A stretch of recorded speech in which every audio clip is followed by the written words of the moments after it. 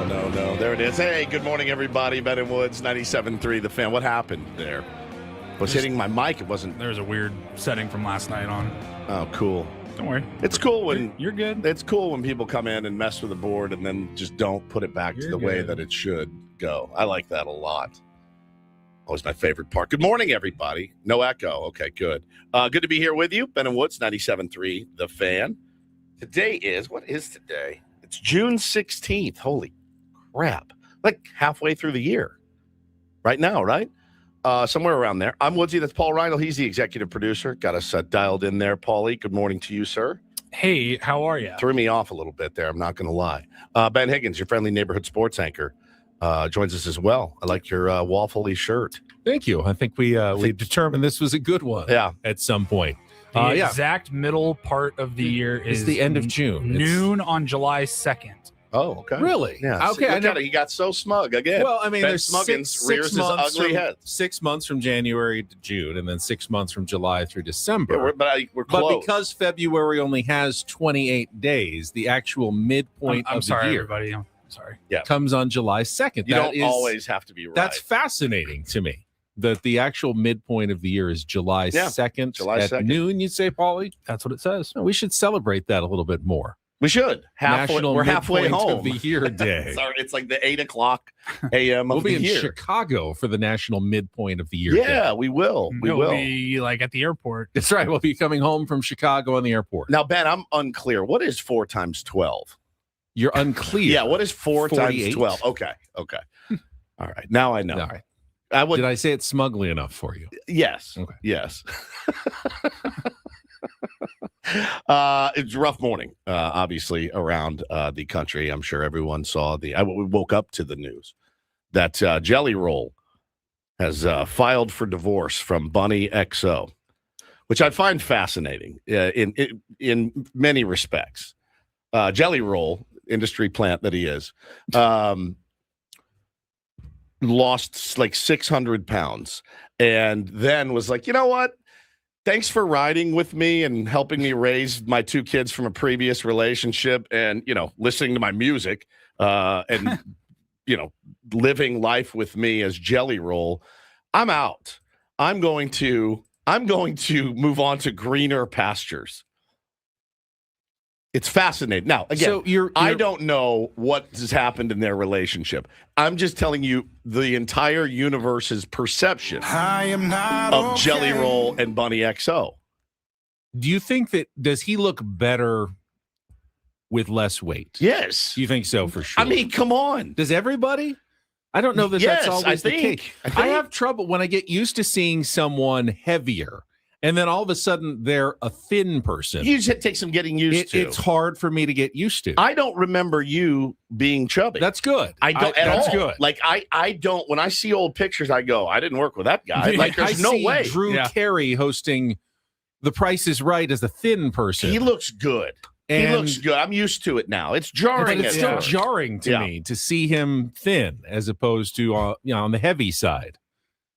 It was, I think, when it happened. Clearly, it's good to get healthier, lose the weight. It's great for your health, but I still do think that some people can never totally get over their perception of you one way or the other, which is fine. I mean, I think as long as you're happy. But this is a classic case, and you've seen it many and many a time. Oh, hey, thanks for being here while I worked my way through med school, and now I'm a doctor. I'll see you later. I'm out. Helping me pay off those loans. Yeah. See ya. Deuces. Right. Like, so anyway, Jelly Roll is single. He's out there. Imagine. He doesn't have to use dating apps or anything. There's probably like that rich one. Do you Raya think there's like a celebrities only dating app? There is one. There is. I think it's called Raya. Yeah, Raya. Yeah. Really? You have to have, you didn't know this? How do you qualify to You have to have like a certain amount of money and status. Yeah. Wow. Yeah. Oh yeah. You have to like apply to get in on it. Huh. Yeah. And it's for like fancy people only. I know. It's like the cream of the crop. We live in a wild world, don't we? We live in a world where Jelly Roll is famous. So like that. Yes, your answer to that is yeah. Oh, there it is. Stupid pointer Dave got me good this morning. One of our listeners. I posted the picture of me in Halloween dressed as Jelly Roll, which is it's an elite costume. You're supposed to try to pull it off. And he goes, stupid F. What did he say? He goes, sad to see that Jelly Roll gained the weight back. You dumb turd. You dumb turd. Good one, pointer Dave. So yeah, it was I woke up and I had 15 DMs from people about it. They said it to me. So Jelly Roll is single. That's where we wanted to open the show today because somebody sent to me and goes, I'm going to need this in the round report. Yeah. I go, I doubt we're going to make it to 9 o'clock, but I'll hold on to it just in case. Yeah. Yeah, it's unfortunate for Bunny XO, but I think she'll be fine. She'll probably get a nice. I just hope it doesn't turn acrimonious because then he's probably going to write songs about it or somebody's. Was there a prenup? Who knows? Yeah, somebody's going to write songs about it and give it to him to sing, and that's going to be tough for all of us. And then you already know. I already thought the first thing I thought of is if they had just stayed married, there would have been a better chance of him just fading into oblivion. Now it's going to be, Jelly spotted at Chick-fil-A with new girl, right? And then Bunny moves on to NASCAR driver so-and-so. The news cycle's never going to end. It's never going to end. It's always going to be, inside Jelly's wedding, what kind of cake did Jelly have? It's never going Jelly Roll and Kim Kardashian spotted at Lollapalooza. It's never going to be over. It's never, ever, ever going to end. It's going to be the rest of our lives. We're caught in a Jelly Roll vortex. Does he go on a weird like Pete Davidson run? Does he go on a run? I saw a clip on Twitter the other day. And this happens, man. This has happened to the Barstool guy too that lost all that weight. He said on Rogan, I'm not making fun of anything. He goes, I've got 65 pounds of loose skin that they have to cut off. So, Paulie, my guess is you don't make a loose skin run. It's just my guess. The run comes after the removal, and then you go on a run. You go on a Jalen Brunson. Little plastic surgery. Yeah, you go on a Jalen Brunson type run after that. I think that's what you do, but you do it after the loose skin. Well, 65 pounds. It's just like he's lost so much weight. He's carrying it around. I just mean like try not to be super mean, but like Pete Davidson. Yeah. It was surprising the women he was with. Well, once you heard about Pete Davidson's feature, it wasn't that hard to difficult to understand. This side of Mississippi, we call that the Ben Higgins. Yeah, over here on the West Coast. Yeah. But, so yeah, that's that. But will he go on a run? Yes, absolutely. Or will he create some sort of reality show like Who Wants to Marry Jelly Roll, where, keep himself in the spotlight 24/7. It'll be some corny thing where he has women lined up and he's like, all right, and who's going to bite the roll tonight? Right? Like something really, really bad that I may watch. Just to spin me out into rage and torture. But yeah, you've not heard the last of them. This is a never-ending cycle and vortex and spiral that we are going to be in for the rest of our lives. For the rest of our natural-born lives, we're going to hear about Jelly Roll and his new dirt bike obsession or his new NASCAR team or his new whatever. It's never going to end. Well, since you have plenty of time to talk about Jelly Roll for years and years, yeah. How was your day yesterday? Anything interesting in the Woods household? It was one of the most low-key days and nights. I don't have to do school. You had a poly day. Yeah, it was. I chill. I chilled. And I realized I don't have to go sit in school pickup. I don't have to go do pickup. Bo was at cooking camp with his friends, and he came home. I said, well, what did you make? He said, s'mores quesadilla. I said, oh, great. Look forward to never eating that ever. But they're learning ingredients. They have to write out a recipe book. And his friends love it. Tim and two of his best buds. So they go to cooking camp for all week, but I don't have to go pick up. So about 1:45, I found myself going, what am I supposed to do here? Like, I'm just sitting around waiting for them to get out of school. Taylor was with his grandmother, who cut his hair, by the way, and didn't run it by us. But it looks great. It looks great, but it was jarring. Grandma did. That happened when kids were younger. Yeah. Where grandma just takes it upon herself to make a decision that probably should be a mom decision. Yes. You don't care, but mom sometimes I don't think cares. it ever happened. I didn't care at all because he needed a haircut. And I go, save me like $40 or whatever. And he walked in. I go, oh my God. She's like, yeah, I cut his hair. Now, she was a trained hairstylist many she didn't just take years him. ago. She did it herself. Oh, interesting. Yeah, and he loved it. He loves having short hair. So he looked great. Summer is a good time for it. The thing that I'm kicking around in my mind that I wanted to talk about this morning is this. It's Father's Day. Well, it's Father's Day on Sunday. We do Mother's Day weekend in my home. I wonder if Father's Day weekend starts on Friday, right? Like that's kind of how we do it. Now, I got a text last night, and I told Hannah this morning, I said, I'm going to talk about something in foreplay, and I want you to listen. She goes, well, tell me what it is. I go, no, I'm not going to tell you. I'm going to put it out into the universe first, and then we can discuss it. So on Mother's Day, it's typically, what would you like to do? And a threesome would be fun. Ben, you're talking about my wife and on Mother's Day. My kids would be there, right? So I got a text last night from a buddy that said, hey, bud, big game on Sunday, 1:30 p.m. in Otay Mesa. We need you. And I said, wait, what day? And he goes, Sunday, Father's Day. And I go, oh, okay. Now, I have forced my family to come watch me play baseball on a few different Father's Day. Do I force them to come with me to Otay Mesa, which is a good, 50 miles from our house, at least? It's as far as you can get and still be in San Diego. It's Anaheim, essentially. You want to go watch me play in Anaheim. At 1:30, middle of the day, getting home at 6? Or do I just say, I can't play? Or C, I'm going to go play. Love you guys. See you later. What is the proper? Why wouldn't it's your Father's Day? Why wouldn't you just go play? That's and you absolve the family. Like, you don't really have to do anything for me. I'm going to go play my baseball in the afternoon. Isn't that extremely selfish and kind of crappy that you don't want to be around your kids? Isn't it a bad look that he'd rather play catch with somebody else other than Bo and Taylor?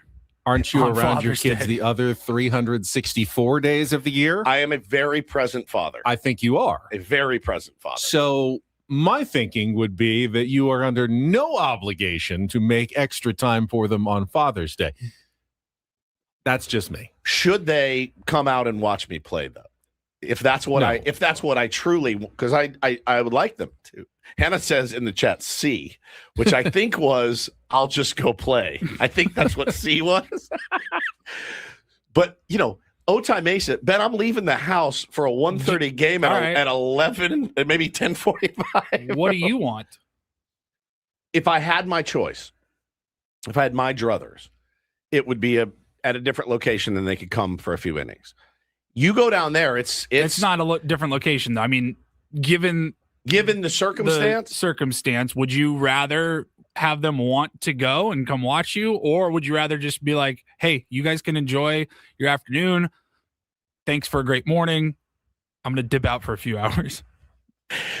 I will kind of feel like a heel for dipping out on Father's Day. I will feel kind of like a heel. You schedule Father's Day from 7:30 a.m. to 10:30 a.m. and then it's done. Then it's over. And then when I get home, we'll have dinner. You can have dinner as well. They can have dinner waiting for me. That's 2 good chunks of time during the day.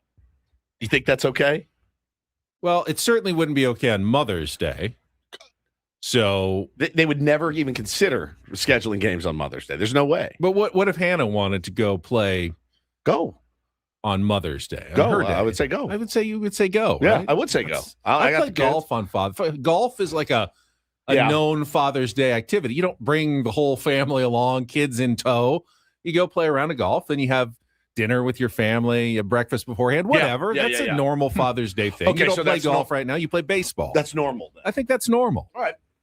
I'll tell you one thing. The golf thing reframes it for me a little bit. One thing you do not want to do on Father's Day this year, anybody in San Diego, and while this is more of a Mother's Day activity, brunch in Coronado. Like if you're thinking Hotel Del Brunch, no, do not. Stay away. Do not go anywhere near Coronado unless you are going to the race on Sunday, because I went yesterday to a little informational session. I had a hectic morning yesterday.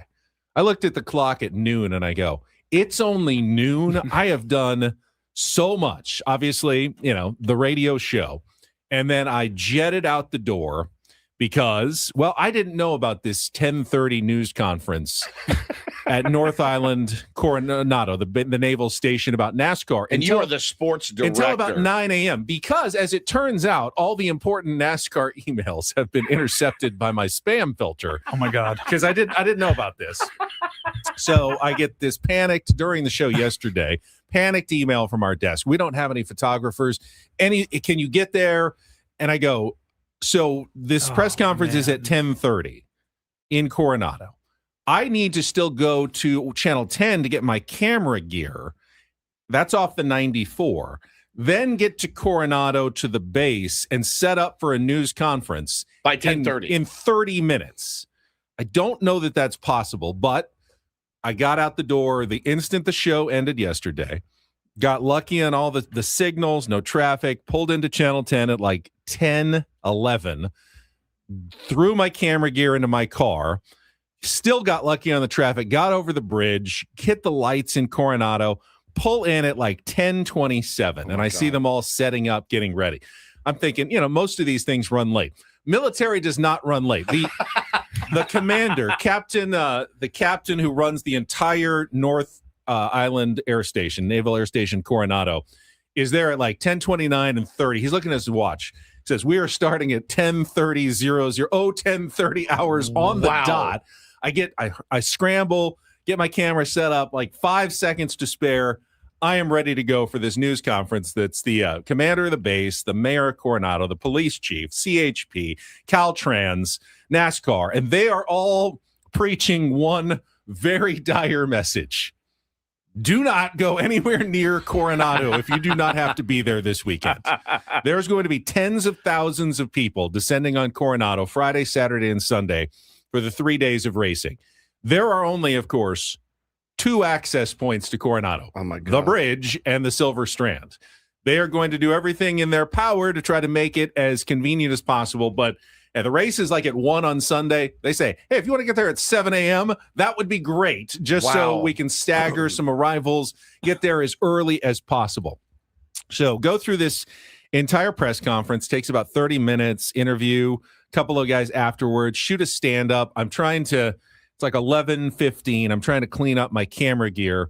This is all done on the lawn out at the visitor's center. The sprinklers just start popping on. You know that panicked feeling where you're in the middle of a big lawn and you hear them and you go, oh no, I've got electronic gear. I've got camera gear. I've got my bag, and I am scrambling to grab it all as fast as possible because I'm in the middle of this lawn and I see them rising up out of the turf. And I know, oh, this is bad. I shield the camera. Oh my God. I take a couple of hits, but I get it out there and no damage. Yeah. And it got you on the back? Got me on the back as I'm running away. Oh my God. Get out of there.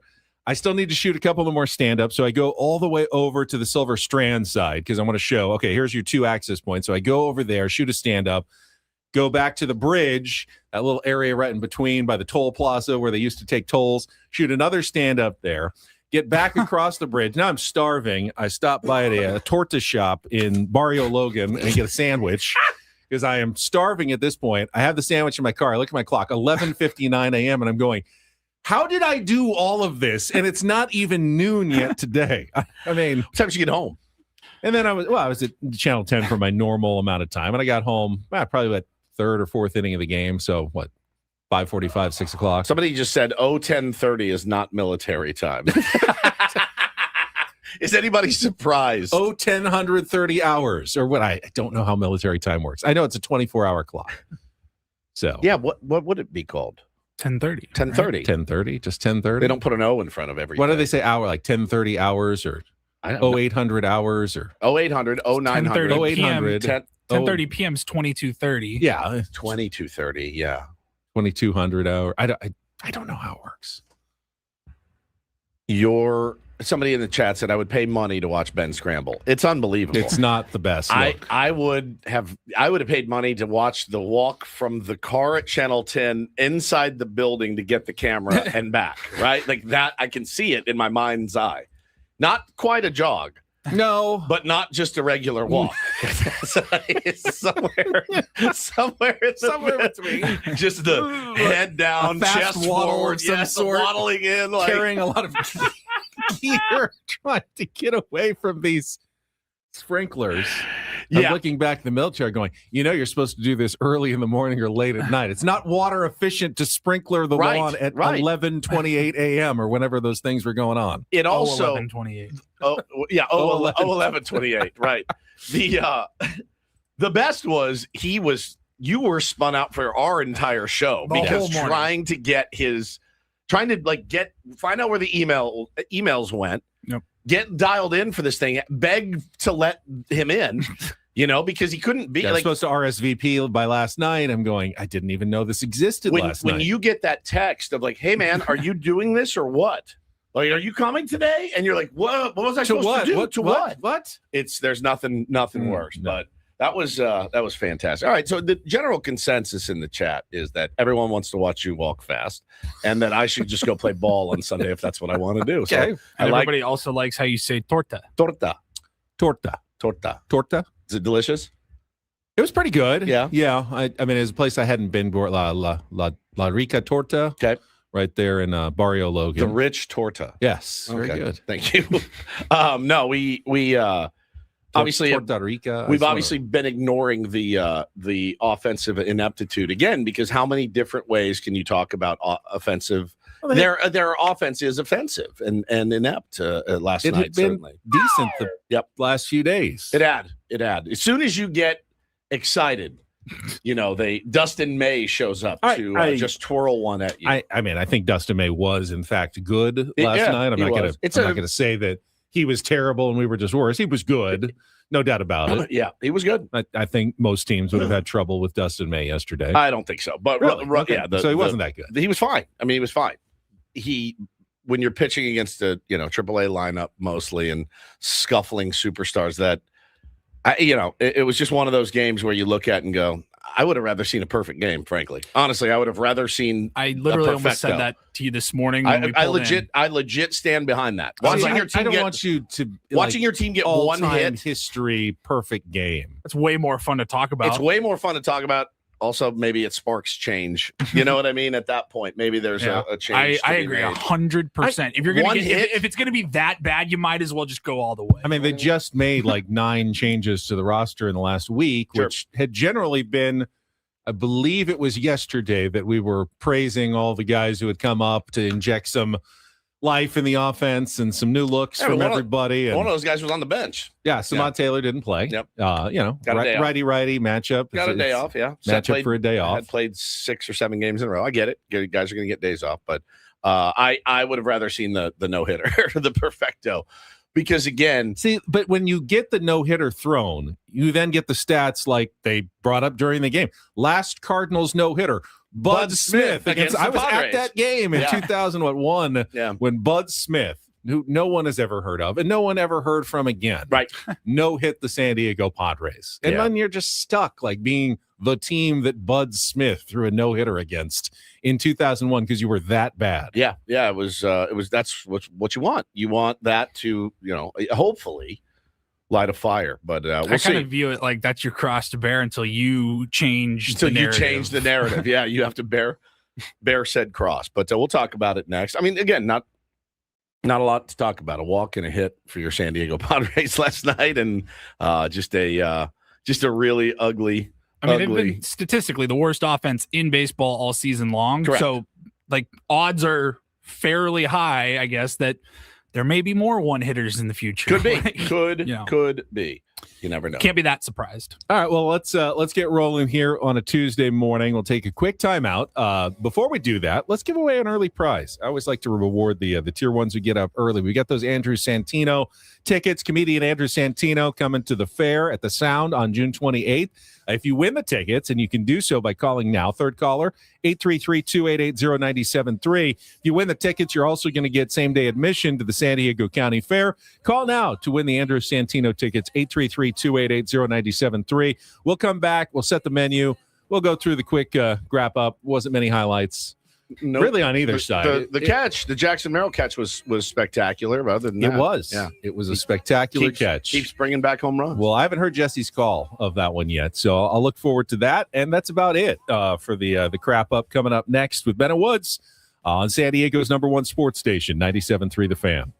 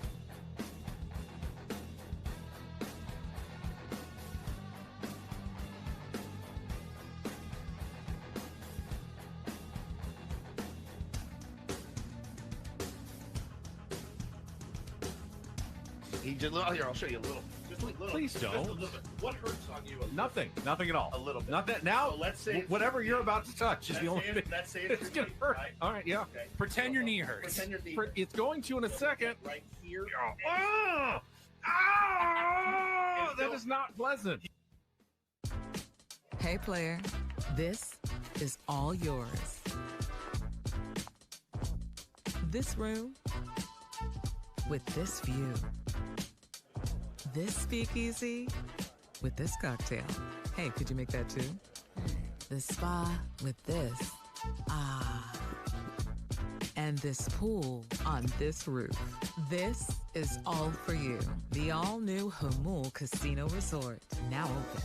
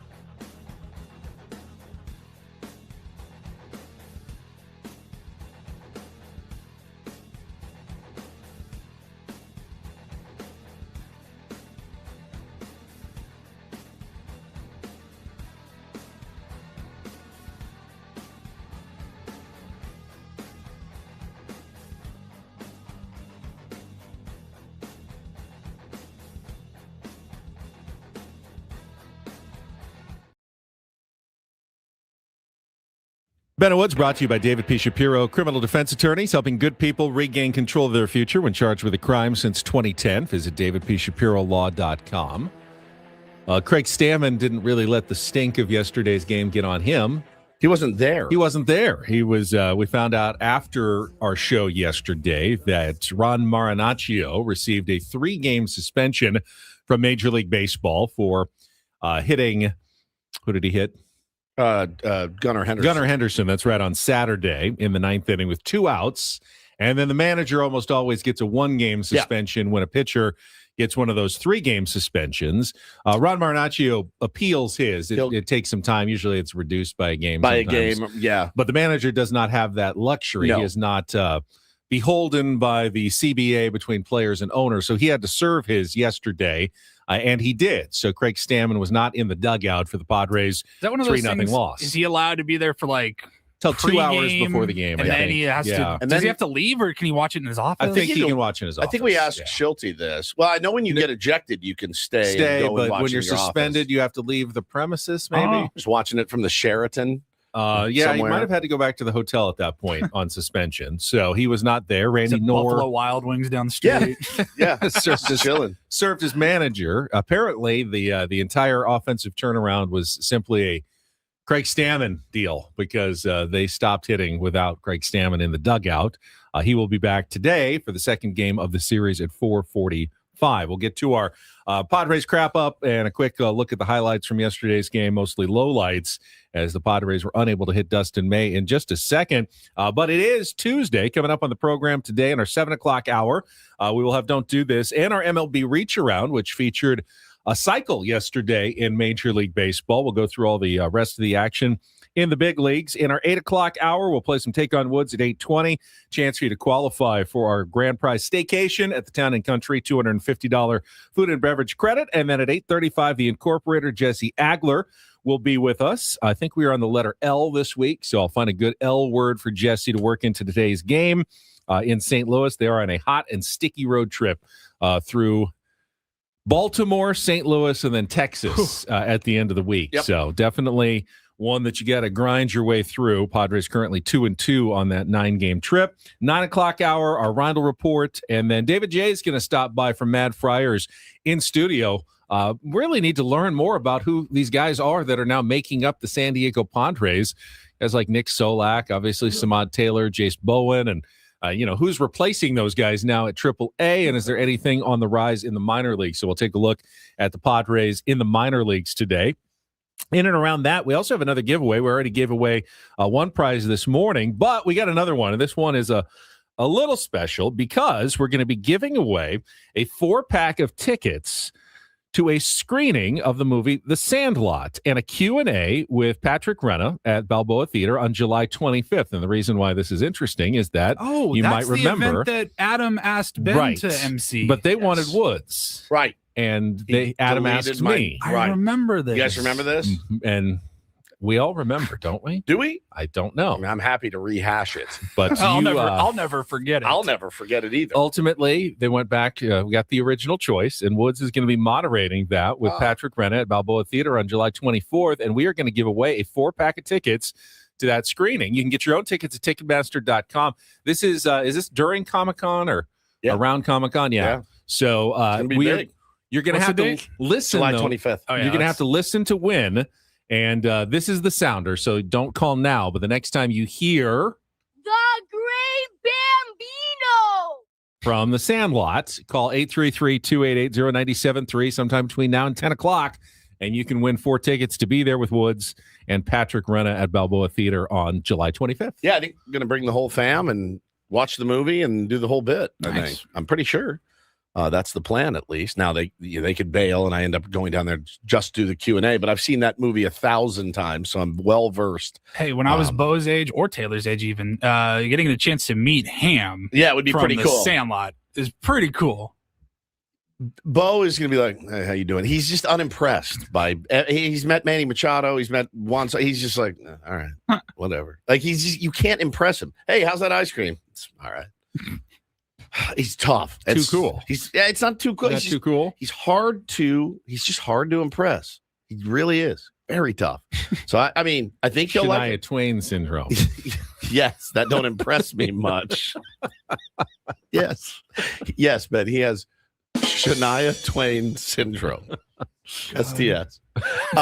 Taylor will be super stoked to see him. Taylor wears a little Sandlot hat with the dog so you're on. Ham Porter. Yeah. He's like, yeah, great, man. Super I mean, cool. the irony, though, was that Adam, of course, originally, when they asked if Woods could moderate, by name.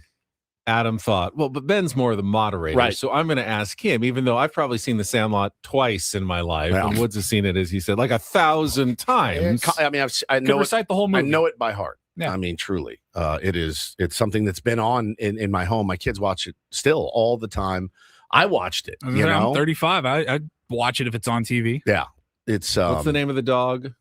It's you asked me this question. Hercules. Hercules, Hercules. yeah, right. Taylor's got the Hercules hat that he wears. So it's big in our The house. Beast. We love Sandlot. So it's going to be fun. Forever. I think you have a more professional moderating technique than I do. I will be asking questions like, "Do you ever get tired of talking about Sandlot?" Like, you know what I mean? Because that's what I want to know. Like, running out here for the old dog and pony, huh? Talking about this movie that was like, how long? Was it 25 years old? More Longer than than that. that. Longer than that? I would say 1995, probably 30, 30 30 to 35 years old. It's unbelievable. Elo has not seen Sandlot. That's 1993. 19. I was a senior in high school when that movie came out. 33 years old. Holy smokes! So yeah, it'll be fun. It's gonna be fun, and I think the Q&A is maybe 15, 20 minutes, so I'm not going to take up a ton of your time, but it'll be fun. All right, Was that so before or after the movie? What? the Q&A. Q&A, Yeah, after. after Yeah. the movie. Yeah, so you watch the movie and then you bring them on out and Nice. do that whole thing. So. All right, so listen for that sounder and call 833-288-0973. Going to have a chance to win. Not only do we have the Padres crap up coming up, Yeah. but it did happen, much to Craig Stammen's chagrin. He was ejected on Saturday, tried to cover his mouth, but John Boy, he's just, he's good at what he he's does, just man. really good at what he does, and he has somehow reconstructed Craig Stammen's argument with the umpire that got him ejected on Saturday, and we'll play a little bit of that for you. Obviously, there's some colorful language involved, but I thought it was pretty interesting what John Boy put together, and if you haven't heard it yet, we'll play some of that for you coming up as well. Yeah, he did a good job on it. And again, man, when you say that in spring training, you just put a target square on your back. Yep. Like if you, not that, he covers a lot of those ejections and he's really, really good at it. He's really good. But once you say, I don't want to be on John Boy, well, then everybody, you're on high alert. We're going to make sure that you're on John Boy. And they got him. And I thought it was good. Yeah, I thought Craig Stammen was what I expected. It was what the umpire was saying that surprised me the most about the Fascinating. John Boy reconstruction. So if you haven't heard it, we will get to that coming up a little bit after the highlights, which are coming up next. It was a fascinating kind of peel the curtains back. It to was. Major League It was. Baseball. It actually was. And we'll get to all of that coming up after a quick check of traffic. Ben Woods broadcasting live from the Bill House Studios. We know how on San Diego's #1 sports station, 97.3 The Fan. From the 855 Get Ross Traffic Center. Injured? Demand justice. Demand Jurowitz. 855GetRoss.com. Making your way from Chula Vista to National City. The ride so far is moving well. Northbound on the 805, northbound on the 5. You're in good shape. Joey Vlasny, Odyssey San Diego traffic. Traffic brought to you by Albertsons, Vons, and Pavilions. Shop Vons or Albertsons for savings on family favorites. This week, get a value pack of boneless, skinless chicken breast or thighs for $2.99 a pound. And Lucerne large AA eggs, 18 count, are $1.99 each with membership where applicable. Limit 3. It's a shame if they lose. You got a problem. How did things play out in yesterday's game? Supremely stupid. It's time for the Padres Crap up. with Ben and Woods. Brought to you by Hamul Casino Resort. Hey, player, here's something to cheer you up. The rooftop pool's open, day passes are available, and the spa is calling your name. Hamul Casino Resort, the player's place. We'll give it 16 minutes of salt, and then we'll, get back on the pump and figure it out. This game has got to come to an end. Busch Stadium in St. Louis, Missouri, and game 1 of a 3-game series between the Padres and the St. Louis Cardinals. Brando waits. May will turn and deliver. Tatis swings and misses. Strike 3. Strikeout number 9 tonight for Dustin. May will seal the deal. His first career complete game, and it is a one-hit shutout as the Cardinals beat the Padres 3-0. Wait, is that it? That's it. Just like that. You get one hit and one walk. It's over. I didn't even get to hear Jackson Merrill's home run robbing catch. That's the only thing I was looking forward to. Paulie, do we even have that? Can I at least hear what Jesse said in the 4th inning there? Only because you asked. All right, Alec Burleson at the plate against Lucas Giolito. Giolito delivers, and that's in the air out to straightaway center field and deep. Merrill is back. He is at the wall. He leaps up, and he got it. Took a home run away from Burleson. Thought he had number 14, but number 3 took it away. One down in the bottom of the 4th.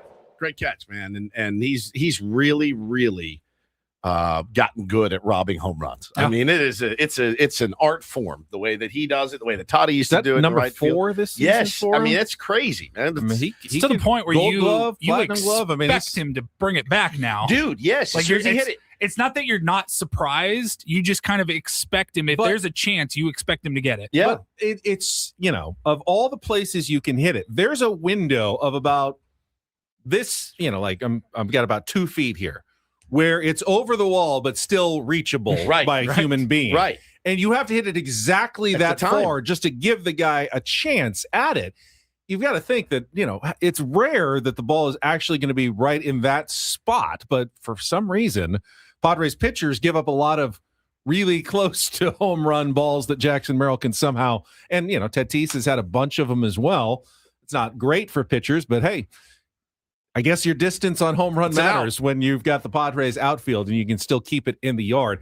Got to start any discussion with last night's game. Unbelievable starting pitching performance by Wandy Peralta. I mean, yes, 1, he 2, was. 3, 1, 2, retired 3. every Yes. batter he faced. Yeah. Perfect. Dustin May can't say that. Dustin May gave up both a hit and a walk. That's true. Wandy Peralta gave up nothing in his start. So phenomenal use of the opener by the San Diego Padres. Unfortunately, Wandy didn't have the endurance to go 9 like Dustin May did. And how do you know until you try? That's right? true. That's the thing. didn't leave him out there for the opportunity. Was still scoreless going into the 4th there where Jackson Merrill robbed the home run, but that was also the inning that with 2 outs, the Cardinals put together the rally, which would have ended Brutal, dude. Would have ended Comebacker. on the comebacker. Either Giolito grabs it Or Song gets or doesn't touch it. Yeah. And either way, the inning's over quite easily. It was so excruciating to watch in real time, and you knew when it ticked off his glove, next ball is a hit. You just knew it. You could see it. You rarely have a crystal ball in the game of baseball, but that was one where I went, if the game you play a yard, that's the one where if I would have said hit and you knew it was coming. You felt it from your toes all the way up. You're like, man, that's 2 runs. Easily. Perfectly placed gapper by Jimmy Crooks. It wasn't crushed, but it was just too far Popped away. it right in there, man. Into the left center field gap and ended up being a 2-run double. Mudd was not the only one who enjoyed the name. Jimmy Crooks is just fantastic. So that made it 2-0, and then another 2-out rally in the bottom of the 5th. Alec Burleson with an RBI double. Made it 3-0, and that was it for the offense. The only question after that was whether the Padres would actually get a base runner or a hit. A couple times I thought they had a chance if they had just used their ABS challenge. Like I was surprised with the way things were going offensively that you get to like a 3-ball count and you have a ball that's looks like it's just off the plate. I'm going, this is what these are designed for, guys. Change up something, get something going. But Toddy missed one, Sheets missed one. Yeah. Now I think the one that Tatis missed was earlier in the at bat where he did draw the walk to lead off the 7th inning. He did, but I believe it was was it a 3-0 pitch that was ball 4 and he let it. It was ball 4. He let it. He didn't challenge. And then he challenged and one then he this took year? a couple strikes and then finally walked on the 6th pitch. I need. There's got to be numbers somewhere. I don't remember. I cannot recall him. Maybe once, maybe once or twice, but he certainly doesn't do it often. Maybe the least of any of the Padres in the lineup for sure. Yeah. The only close ball before that was the Gavin Sheets liner that was robbed by Lars Nootbaar. Oh, that's a great catch. Out in left field. That actually was hit well. I thought that was a hit for sure, and that was a terrific catch. And the Padres actually had a chance to get back in the game when Tatis walked. Merrill hit one really hard, and I thought that for sure is a hit. And Mason Wynn made just a terrific play to rob Jackson Merrill. Tatis got to second. Then Manny hits the chopper through the hole for what turned out to be the only hit of the game. But you have the tying run at the plate. Sheets, who had just scalded one that, at bat before. And I'm thinking, well, you know what? It wouldn't necessarily be fair to Dustin May if the Padres scored 3 right here on a home run, but that would be a lot of fun. No, it didn't happen. First pitch. Yeah. First pitch, double play, right? Double play. Yep. Yep. And double that was play. it. That was the last threat of the ball game. They're saying in the chat, Toddy is 0 for 1 this year on 0 for ABS. 1. He did it the first week. He got it wrong and was like, "That's it. I'm not done. doing it." But Once yeah, burned, twice shy. Will Wagner missed one. Late in the game. Like, what are you saving it for? It's strike 3 or it's ball. It's a ball, and it would have been a ball. You can't take them with you. You don't get. Traded for a 6-pack of Busch Light after the game. There's no cash value. We saved our challenges. We get our tacos now. Like, it doesn't work. Use them. Spend your chits, I did not use a chip this morning because I'm used to this now. Like that I've settled into. Like I didn't think it was a good matchup for them yesterday anyway. I mean, Dustin May he's actually much owned the Padres his entire career. I thought long ago he was going to throw a no-hitter against the Padres. I just thought it was going to be in a Dodger uniform. Me too, exactly. Giolito is again, if you look at the box score, you go, all right, man, 3 runs. He went 5 innings, 7 hits, 3 earned runs, 3 walks, just 2 strikeouts. Doesn't get nearly enough swing and miss. His command was a little better early in the game, and then he started dropping off later in the game. But I mean, what's my rule? But again, 4 to 6 innings, 2 to 4 runs allowed. But again, you catch a comebacker, maybe that game. But again, not on the pitching. You score 5 runs, you win the game. Yeah, like it's not on it's not on the pitching. The pitching is not going to be the Padres' savior this season. Right. For the guys that you have, 4 to 6 innings and 2 to 4 runs. You can't ask for much more than the that. The Padres, without any of their good pitchers pitching yesterday, pitched well enough to win a baseball game with just a moderately okay offense. That's all you can ask from Lucas Giolito and who came in relief at the end of the game. I've even forgot. Kyle Hart. Kyle Hart pitched the last 2 innings. Yeah, he looked great. So Wandy, Lucas Giolito, and Kyle Hart. You got 9 innings and 3 runs out of those guys. That is a success any way that I'm going to break it down with those 3 guys pitching in the game. Aquafina says we came so close to losing 1-0. Yeah, it's exactly right. Like you can't. Although Randy Norr made a good point after the game. I was can't believe I stayed all the way through to the Randy Norr. I can't either. I shut it right off. He said it does change the game if it's 0-0 or 1-0 even. We can do some small ball to try to score something. We can try to, lay down a bunts, do things. When we're down 3-0, we really just have to sit back and swing and try to play for the big inning. So it takes a lot of our tools out of the toolbox when you fall behind by 3 rather than 1, which I thought was a decent point. Somebody said in the chat too, did that ball go through the web of Giolito? If it went through the web of Giolito's glove, then he's absolved. I thought it ticked off and went over, ticked off too. I'm not sure. So, but anyway. Listen. You can't score with 0. You can't win with 0. I'm sorry. You cannot win a ball game with 0 runs. It's obviously on the offense. We will play you the John Boy audio coming up of Craig Stammen's ejection and give you the update on Mason Miller. If you weren't watching, he was not available in the game yesterday. Get to that coming up next with Bennett Woods on 97.3 The Fan. Don't go away.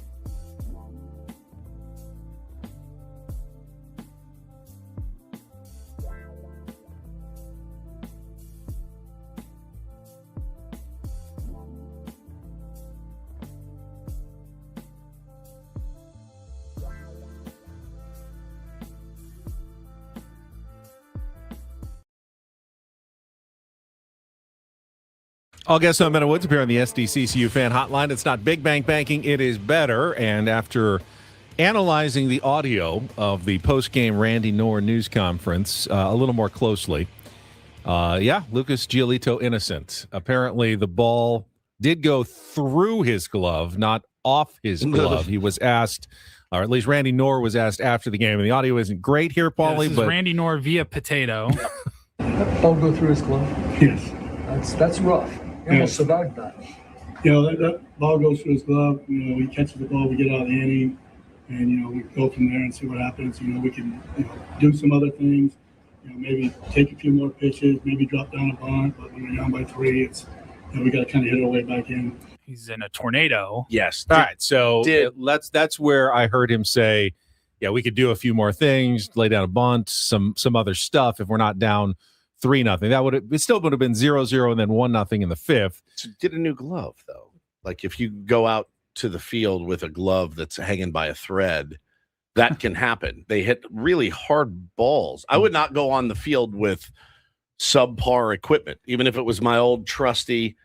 You don't always know your glove's about to go before it goes. It was like a chopper. It wasn't. Like it wasn't. He didn't smoke at 106 it wasn't up the middle. Huge liner. It definitely surprising that's why I didn't even really consider the possibility. I thought it ticked off kind of the top of the glove and went over his head. But all right, gotta get a new glove. Didn't necessarily do anything wrong other than have bad equipment in that case. Did he come out with a new glove the next inning? Well, I would assume if you're still using a broken glove the rest of the game, that would be kind of crazy. It was funny because when it happened, I go, "Oh no, don't look at your glove. It's the oldest trick in the book. You boot one, and it's like a baseball instinct. You boot one that you should have made, and you stupid glove. It's not the glove's fault, but it's your fault, right? But always in this case, your fault. But maybe it was. Might have been the glove's fault. Might have been the glove. Well, it's unfortunate, but again, the offense is the story. Dustin May's stuff plus numbers. Was it the sweeper? Was really? I mean, I was worried about the sinker because the Padres definitely have trouble against sinker ballers, but it was the sweeper that was rated as the best pitch yesterday. In baseball. And Dustin May pumping 99 top pitch velos from yesterday: 99.1, 98.9, 98.7. 98.2 and 98.1, all Dustin May, all four-seamers. This team, velo, it's tough. It's really, really tough. They are not hitting velo well and really haven't all year. Also, they're also not hitting spin very well. So I'm not sure what you do if you're not hitting velo well and you're not also hitting spin well. What do you sit on? It's a problem. What you just sit change up. And hope. I think he threw about 4 of those. Right. So you're waiting a long time to get the pitch you're looking for. Got 15 swings and misses last night. Padres put the ball in play in the first few innings, and then all of a sudden they didn't. Bottom third got struck out in order. How many punches for him yesterday? They ended up with 7 or 9. I mean, 9. So, and that most of that came later in the outing because he only had 2 through like the first 5 innings. Padres expected batting average last night 124. 120, which is actually higher than their actual batting average, which was 1 for 27. Yeah, 1 for 27. It's just rough. Well, under 124 in last, or 1 for 28 or whatever it was. You try to flush that one, move on. An early run or two, or actually an early hit or two would go a long way for this squad today. You'll have Michael King on the mound for game 2 of the series against Andre Palante. Who is 7-4, 3.88 ERA. Don't know much about him, but obviously the numbers are pretty good so far this season. Seems as though the Padres will once again be without their closer, Mason Miller. That's why Kyle Hart was on the roster to pitch the last 2 innings yesterday. He was activated when Mason Miller was placed on the bereavement and personal family health leave list in Major League Baseball. Craig Stammen was asked about it before the game. Said, private matter, not going to discuss it, but I think all of us just wish the best, whatever it is, for Mason Miller and his family. That, hopefully everything will be okay. And he said Mason should be back in a few days. Did not give a firm timeline as to whether that's on this road trip, after the road trip, or how long it's going to be before the Padres have Mason Miller back. So, I mean, if they do have a lead, though, you're going to have to come up with a strategy of whether it's Jason Adam or Adrian Morejon who's going to be the person that's going to be entrusted with closing out those games, because the Padres can't really afford to blow any leads late. They haven't had to worry about it with Mason Miller all season long, but without Mason Miller for however long this is going to be, got to make sure you close out the wins when you do have those opportunities. Yeah, I mean, and again, you see how valuable it would be to have a Mason Miller back there. Bradley should be good to go today, I would imagine. Everybody is probably ready, except for maybe even Kyle Hart. Wandy only threw 11 pitches to get through his first. But yeah, I mean, you have guys in there that can get the last 3 outs for sure. My guess, it would probably be a Jason Adam type, unless it's that lefty heavy lineup at the top. Maybe it's more Hone. So they're going to have to be a little bit more strategic today. So Kyle Hart came up for Mason Miller. And you don't get to replace Marinaccio, who is suspended for 3 games. I think he's appealing, so he's still available, until he drops the appeal or the appeal is heard. I don't know how long that takes. Usually within a few days or so, they will hear it, and then they will be without Marinaccio. And yes, you cannot replace him while he is under suspension. Got it. So I thought Kyle Hart looked fantastic yesterday. Looked really, really fantastic. And made a case for himself to come in and be a guy that can stay in that bullpen. I just don't know for who. Or even be a starter again at some point. Right. Depending on what the Padres need later in the season. Still have, Johnny Brito, who's been throwing really well at AAA. Brito. Herman Marquez has been throwing really well on his rehab assignment at AAA. And Matt Waldron is also coming back off his rehab assignment. So there are pitchers down there. I just don't know if any of them are they better than Lucas Giolito and Griffin Canning, what you've been getting at the bottom of the rotation, or are you just shuffling the same kind of cards same guy, not really knowing what you're going to get? They really need to identify. One of those guys really needs to step up, so you don't have the same, like, do we, don't we? We could lose Matt Waldron. We could lose Herman Marquez if we don't put him on there, but are they actually an improvement if we do, or are we just another guy who's going to give us 4 to 6 innings, 2 to 4 runs, like most of these, 3, 4, 5 starters have been giving the Padres all season long? Really, 1 through 5 is what they've been getting from all of those guys all season long. Good enough to win, but certainly not when the offense does what it does yesterday. No doubt. All right, let's get to the audio of John Boy. And this was fascinating. I don't think Craig Stammen should feel too worried as concerned as he was. I don't think he ever should have felt in spring training about, getting John Boyd when he was arguing and whether that was going to make him look bad or his family would be embarrassed. I don't think that Craig did anything weird for a manager coming out to argue, defend one of his players. I thought what was interesting, though, and Schultz said the same thing, didn't he? I remember Schultz. He was not happy being caught on the John Boy video when he did something extremely similar when he was like, I'm not really that mad, but I need you to throw me out so they think I got their back. Well, I think Craig was mad. Not like I think Craig was legitimately mad. I would be trying to get on John Boy if I was a manager, like every night. But I think his personality is such that he's not as demonstrative about being mad as other guys are. It's kind of like when you get mad. It's weird. Right. It's kind of more of an inner seething rather than a demonstrative one. And you'll hear in this audio after John Boy goes on for like 6 minutes of setting it up with Manny getting knocked down, Xander getting hit in the head, trying to hit Gunnar Henderson the first time he came up in the 7th inning with Brad Glay, and then finally Ron Marinaccio hitting him in the 9th, and then Craig Stammen going out. And he was mad that they didn't warn the pitchers. You just went right to the ejection. You were supposed to get a warning first. He didn't like that. But what was interesting was how the umpire handled this all, because the umpire didn't feel like he could throw Craig Stammen out. Well, because the umpire said right before this clip starts, he said something along the lines of, you would have been pissed off either way, right, Craig. If I warned you, then you would have come out and screamed and said, why are we getting warned? He said you would have bitched about it. Either way. Either way. Yeah, and which is kind of fair. Umpires are sometimes in a no-win situation. You're not going to be able to please both teams at the same time, which is fair from the umpire. But the fascinating thing to me was the umpire really had a standard and goes, I'm going to throw you out, but you need to do something more demonstrative than just talking to me and yelling with your mouth covered, basically. And this is what John Boy at least reconstructed in terms of the back and forth. I think it's I think it was was it home plate umpire? Yeah. It was or crew chief. Brennan Miller, the crew chief for the I think it was for the game. And now the umpire is kind of smiling. He knows that Stammen wants to get ejected, and he's kind of toying with him. A rookie ump wants to get ejected. Umpire is like, all right, do something a little more, and I'll get you. So he's like, a little more? All right, I'll stop covering my mouth, and I'll wave my arms in the air, and I'll say the exact same thing.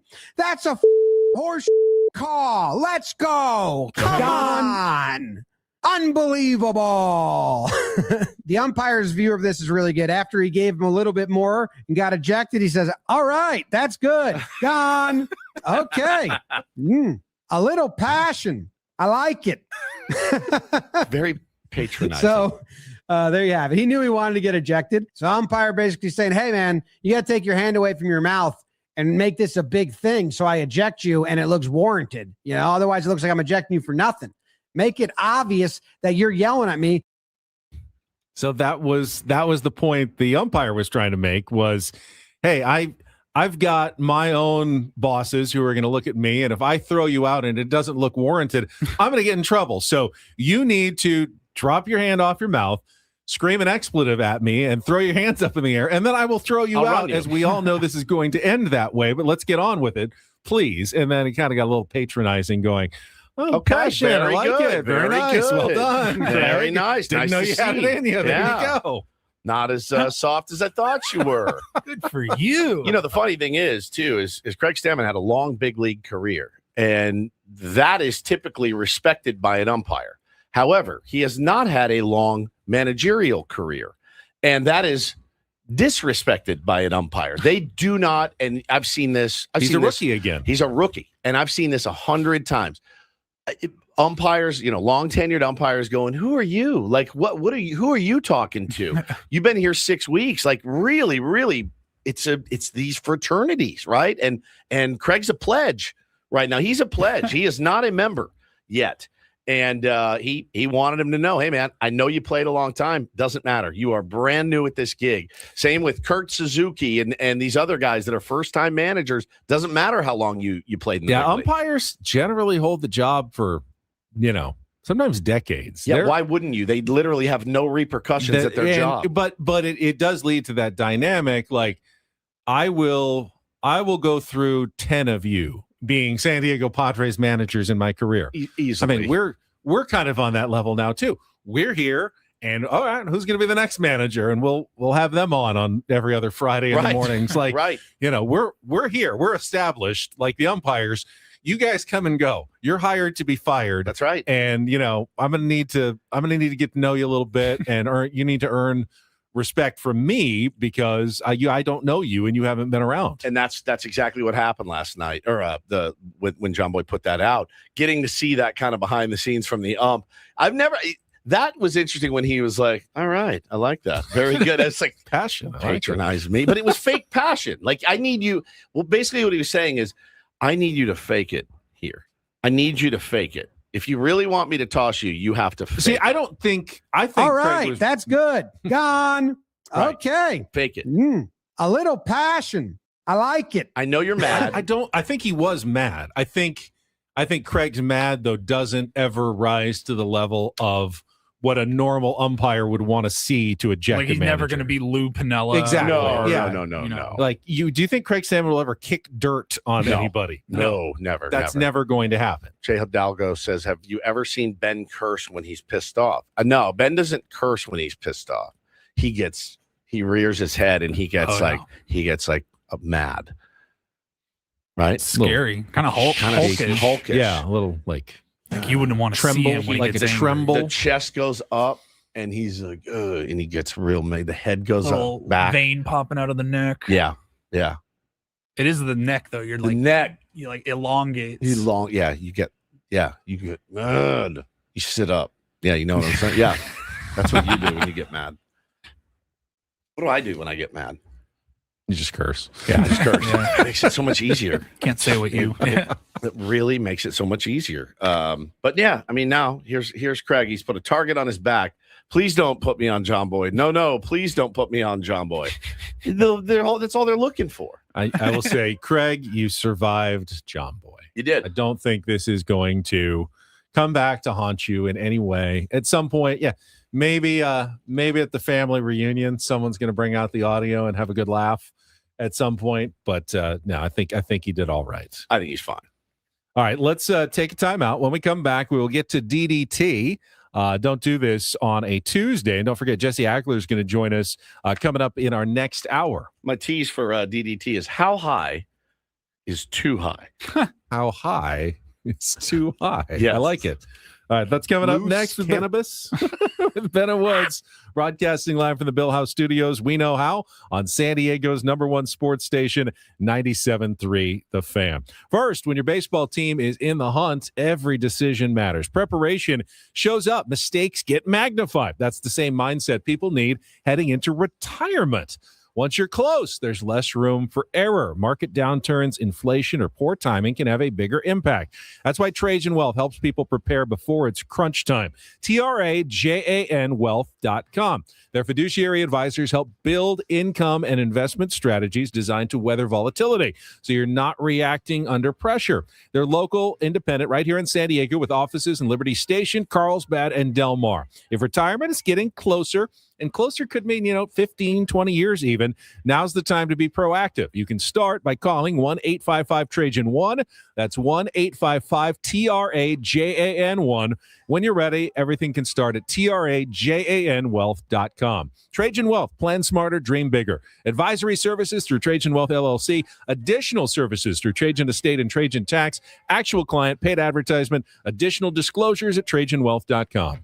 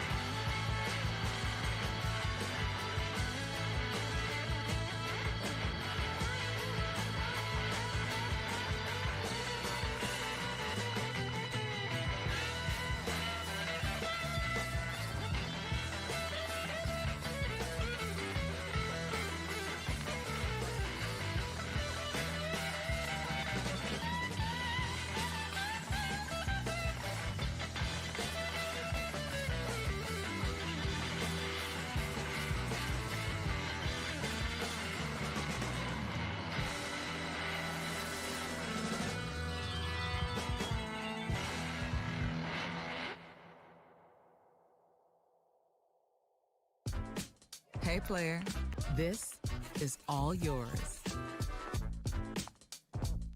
This room with this view. This speakeasy with this cocktail. Hey, could you make that too? The spa with this. Ah. And this pool on this roof. This is all for you. The all-new Hamul Casino Resort, now open.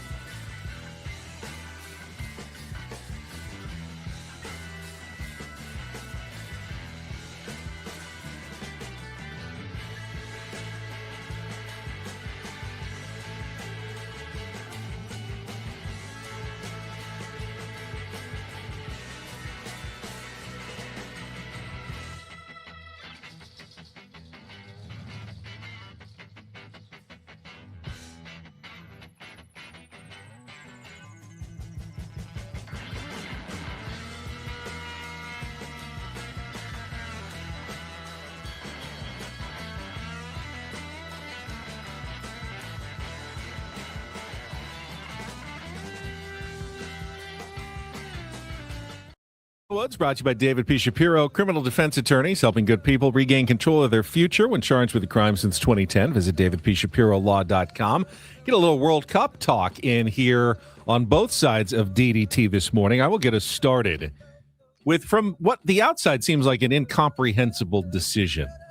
You spend 4 years essentially trying to build up for the World Cup, your national teams federation, choosing players, coaching staff, carefully to try to maximize your performance when you get these, 3 opportunities in your group stage. If you've qualified, if you've been lucky enough to qualify. Well, Tunisia is one of the 48 teams at the World Cup.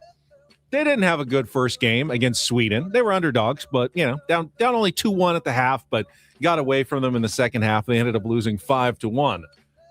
And they fired their head coach after one game at the World Cup. Sabri Lamouchi was dismissed by the Tunisian Football Federation after just one game.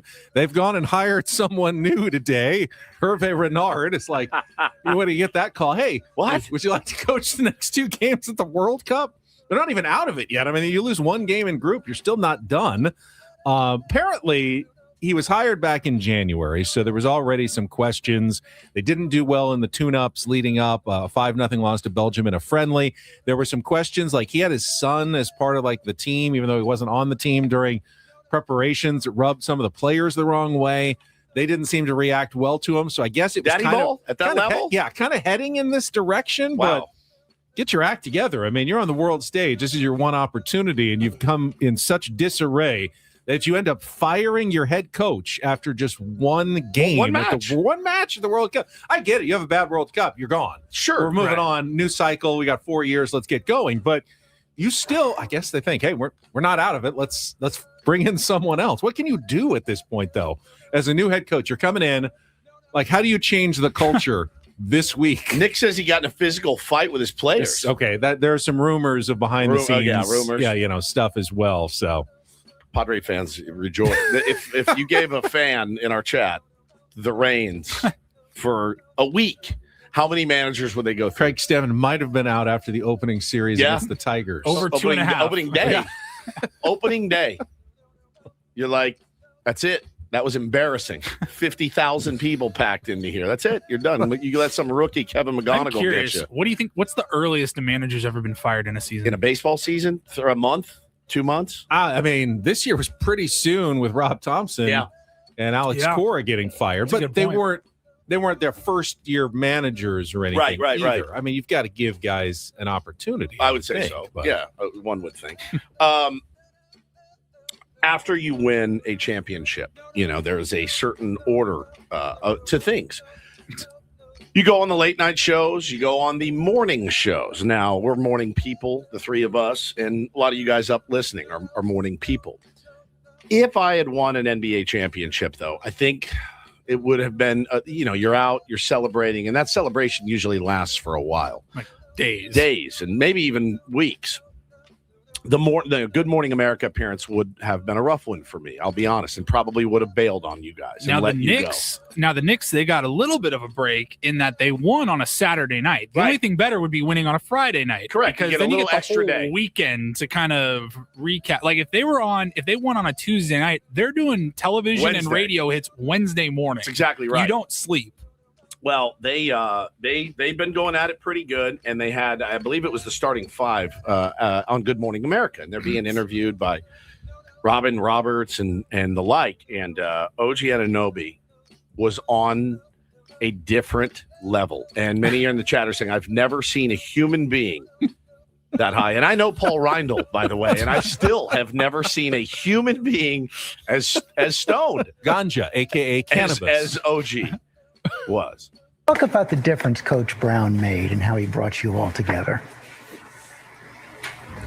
Look, he's not moving. I guess I'll answer. He is sitting in silence. He's been great. Mike's been great. Jalen steps up, awesome at doing this to answers us, for him. listening to us, and just hearing Yeah, us out. Cat starts talking. Jalen, he looks like AJ Hawk on the Pat McAfee show. And he just sits there. I bet there's some bloodshot eyes behind some of those sunglasses back there. His hands, his hands are neatly folded in his lap, and he looks like he's looking like off to the side a little bit. Like he's just like the corner of the studio. There's a light or something, and he's probably operating under zero sleep for 2 days at this point. and then hit that on the way in. He's the highest I've ever seen. Says weekend at OG's, bro. He is almost a dead body. He really is. Dom says he was as high as Georgia Pine. I mean, he is so stoned. Oh man, it's funny. And the whole team's just like they're dying. Dude, you gonna say anything? They're looking at him, and he just sits and stares dead into the camera. It was so funny. All right, finally a little do this, and DD mega do-do. we will go back to the World Cup. So yesterday, I think what a lot of people complain about soccer are ties. There were 4 draws yesterday. All 4 games ended in a draw. Crazy. But not all draws, as we learned, are created equal. And for one team, a draw was a massive win yesterday for their country, for their fans. Tiny Cape Verde, which is the lowest ranked team in the World Cup, like 64th in the world going into the tournament, taking on one of the pre-tournament favorites, I think ranked 3rd in the world, Spain. And somehow they managed to escape with a scoreless 0-0 draw thanks to their goalkeeper, Vozinha, who not only stopped an incredible number of shots. I mean, Spain was, dominating the whole game, but they just could not get the ball past Vozinha. Is he a one-name guy? I think he's a one-name guy. He is now. But apparently he has already capitalized. His Instagram following went from 50,000 to over 6 million based on his performance against Spain to get them a point in the 0-0 draw in Atlanta.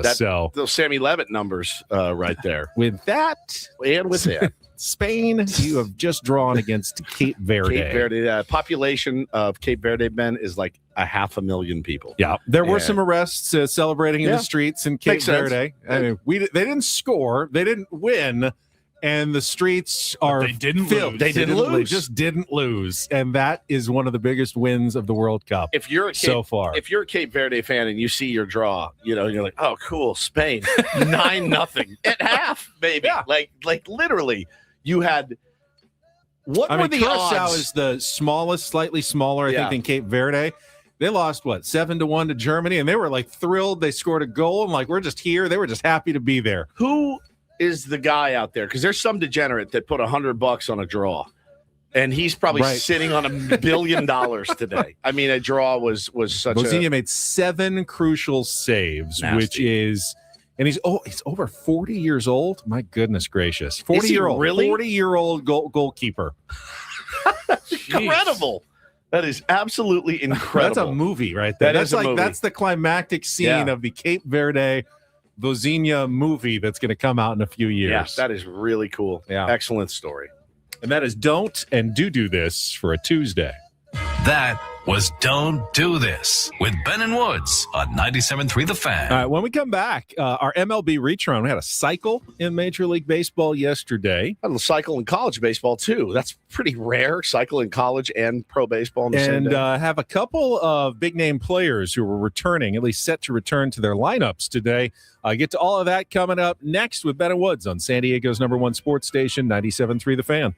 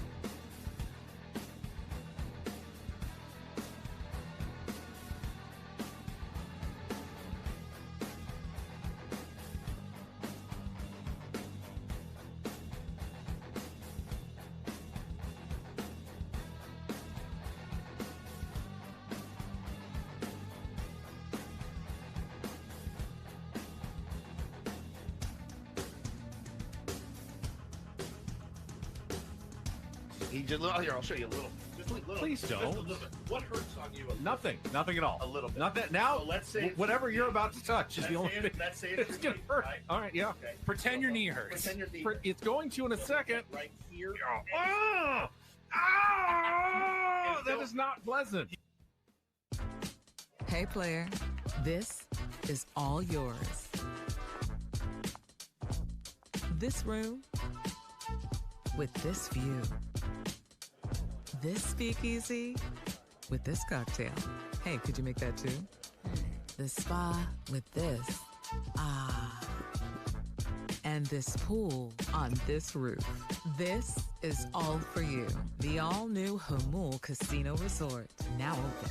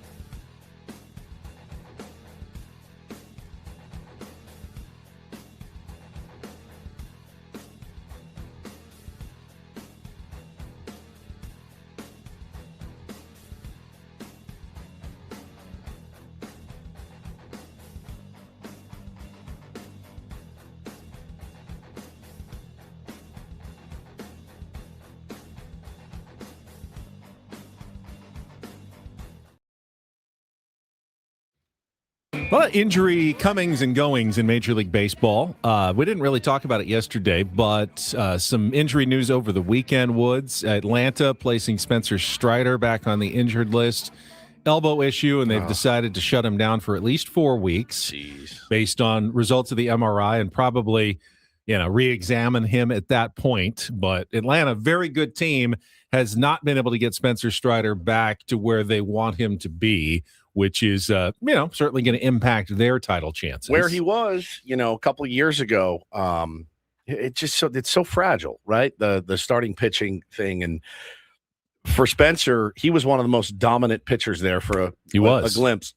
And then, got hurt and is just struggling to get back. It's just such a cautionary tale for all of us, right? Mm-hmm. And it's hard to fall in love with pitchers. It really is. It's really hard to fall in love with a guy because it's almost inevitable, these injuries, these nagging injuries, and now it's something else, and you're overcompensating. It's just tough, man. Really tough. I feel bad for him. He's a great dude. The Cleveland Guardians, who are, of course, battling for first place with the White Sox in the American League Central, they lose their superstar, Jose Ramirez, with a fractured hamate bone. Oh, I did not know that. Yeah, over the weekend. And same day, remember in spring training, who was it? It was Corbin Carroll, Jackson Holiday. Yep, it was Ham-Eights. And someone else, all at Ham-Eights, like in the same 24-hour period. Well, in the same day, Vinny Pasquantino of the Royals also fractures his hamate bone and on the injured list. And while that is like, they think, 6 weeks before you come back, you see guys that don't really have the full strength even when they come back. Power numbers have gone down. And it takes even longer than that to really get back to your stride. So 3 injuries over the weekend that we didn't really get to. But as I mentioned, you have a couple of guys scheduled to come back today. Cal Raleigh is supposed to return to the Seattle Mariners lineup today. He's been doing a Tacoma Rainiers rehab stint after he's been out for the last, month plus. Yeah. It's been a while. And then Tommy Edman is coming back for the Dodgers today. Probably only going to start like 3 or 4 days a week as they get him built up, but he's going to play that Tommy Edman versatile role for the Dodgers. That's been pretty valuable for them the last couple of seasons. So the Dodgers adding Tommy Edman back. I have a lot of guys obviously on the injured list, and that's part of what they do and really do well is they manage their injured list. And you can call it disingenuous, but I don't doubt that Tommy Edman was hurt. It's not easy necessarily to move your pieces up and down the way that they have kind of done it so well the last couple of years, like bringing guys back, putting guys on the IL, bringing them back, and they've really juggled that, many balls in the air pretty well the last couple of years. Yeah, they're good with balls for sure. They are. They also won last night as we get to our MLB Reach Around. They're doing the reach around. They're doing the reach around. Everybody's doing the reach around. Now we'll start in the NL West. So last game of the night, Dodgers hosting the Rays. Rays jumped out to the early lead with some small ball. Woods, you saw that? Sure did. They were very happy with themselves. They were so happy. 3-0 after 2 innings. Scored 2 in the first, 1 in the second. Yeah, they had runners on second and third and 1 out.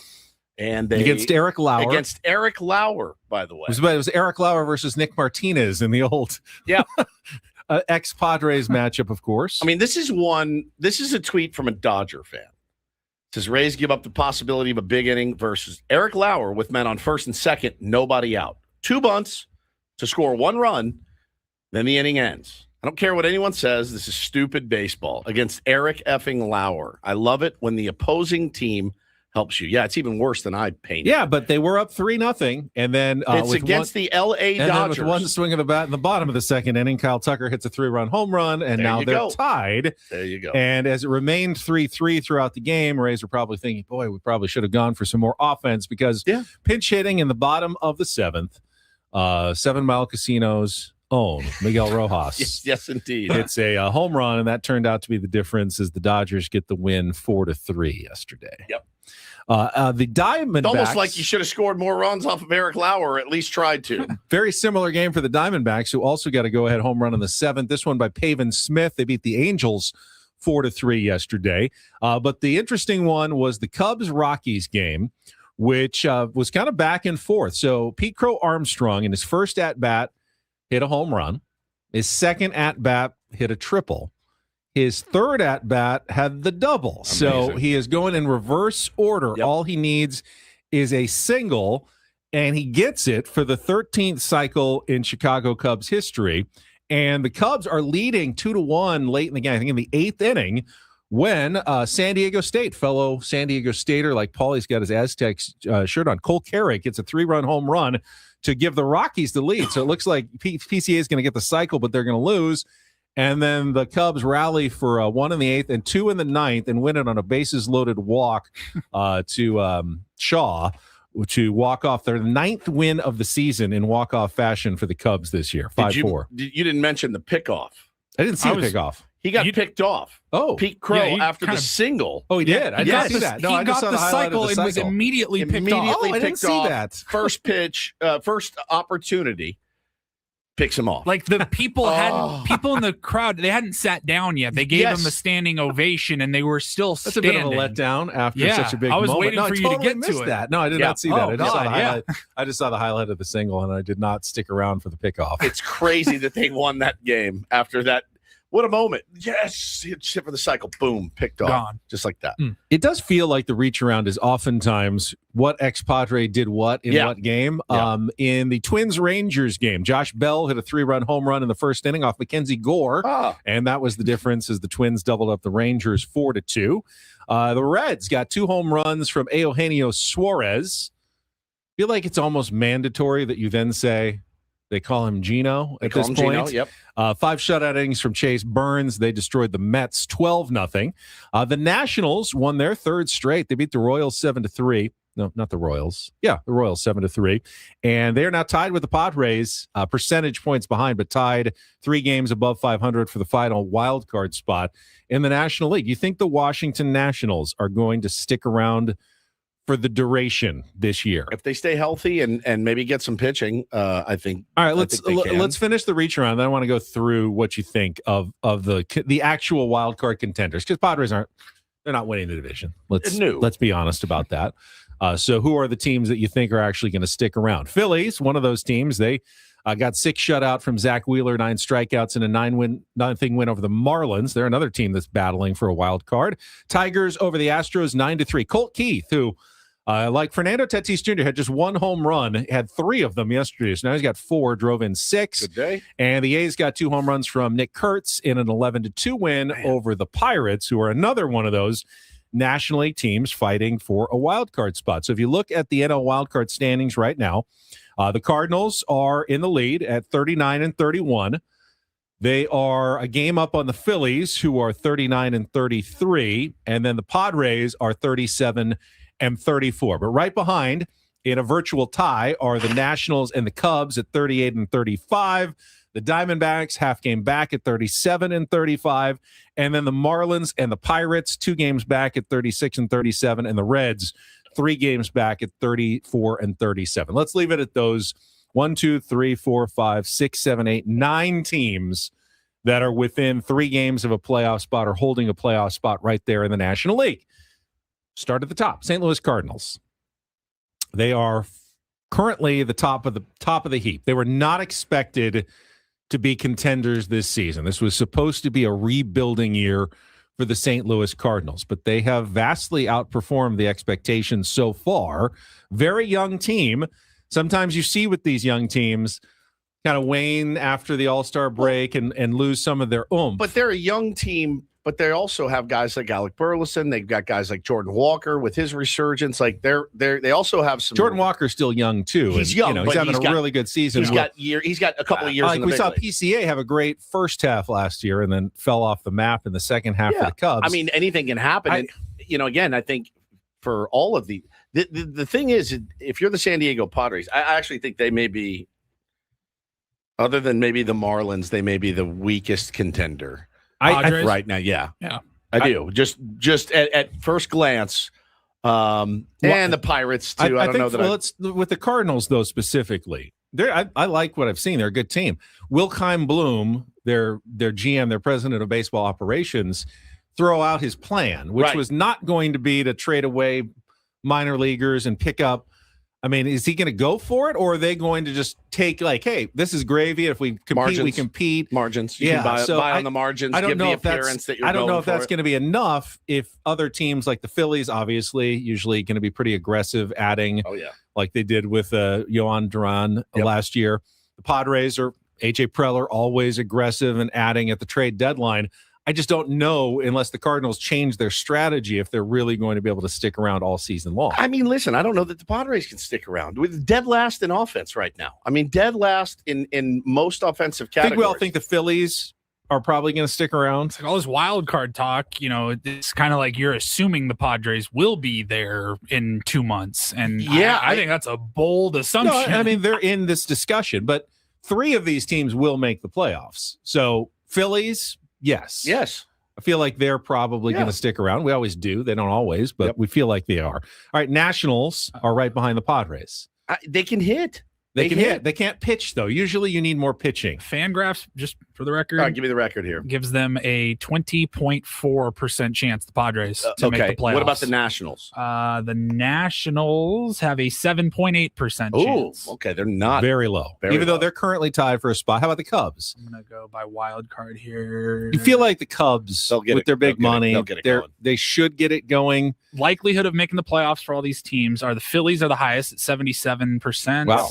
The Cardinals have a, call it 50% chance. Cubs, 44.4%. Diamondbacks, 36%. Okay. They're Pirates, half game back. 33%. Ow. Then the Padres, 20%. Marlins and Reds. Mets, 18% for the Mets. Marlins, 11%. The Reds, 6%. See, this is where I don't totally get Fangraphs.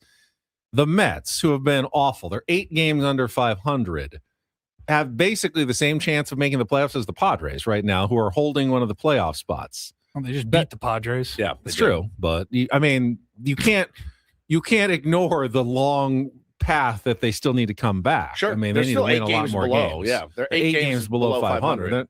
They've got to go on a good run to get back into it. I mean, I think the ceiling for their stars is maybe just higher than the ceiling for our stars the rest of the season. I think of all those teams that are on the bottom, the Pirates still look to me as potentially the most dangerous because of their pitching that they have and how dominant it can be. They're going to need to add offense, though, at the trade deadline. Will they go out and do what we haven't seen the Pirates make a big, effective trade deadline move in a while? Is this the year that they do it? I think you have to. If you're them, you absolutely. I think the Marlins. They have prospects too. The Marlins want to sell like they always do. They're almost probably hoping they fall out of it, so they don't have to have any questions to get what they can for Sandy Alcantara. You all right? Just a little air bubble. I got it. I'm over here trying to honestly think about what do I even want for the Padres? Because I want them to go on like a 25-2 run. That's kind of the only thing they can do, because I don't really want them to just kind of hover like they're doing right now. Right. 3 games up. I don't want AJ to sell the farm again. I just don't feel like this is a team to go all in on. I don't disagree with you, but like Angelo in our chat says, Padres' biggest underachievers along with the Mets. Are they? I mean, at the start of the season, we said, hey, just stay around 500 through June and then make a run in the second half. The offense has certainly been way worse than we thought it was going to be, but it's hard to say the Padres are underachievers when they're above 500 and currently holding a playoff spot. That's not underachieving. You may not like what you're seeing, I think but they haven't underachieved overall. Yeah, the trend lately. The trend is not good. I mean, the last couple, they've won 2 series in a row. They started turning around. They lost the first game of the Orioles series. They could still win this Cardinals. It's hard series. after you get after you get one hit to come in and talk about the trends looking. You have to take individual games out of it completely. Yep. But I do think the bigger trend, if you look at a month, you go, the month has not been great. No. The Padres, heading in the wrong direction over the last month or so.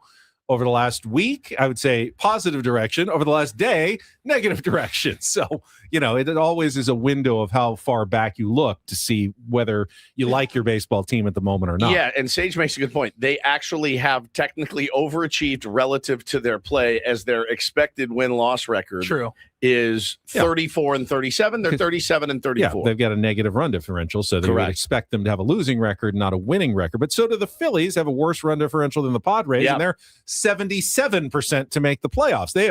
They should be worse than the Padres right now. Yeah, Fangraphs has the Padres finishing 80 and 82. Yeah, Diamondbacks have a worse run differential than the Padres. Reds are minus 46. They've been terrible. Wow.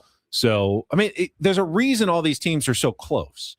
None of them have played much better or worse than the Padres. They've all been about the same to this point this season. Satan's Blowfish with another salient point, as always, says, I think this goes to show how little weight making the dance has nowadays, right? Little weight in terms of you don't need to be that great to make it. But you have to make it to win the World Series. And you can be the 6th seed and win the World Series because you just have to get hot.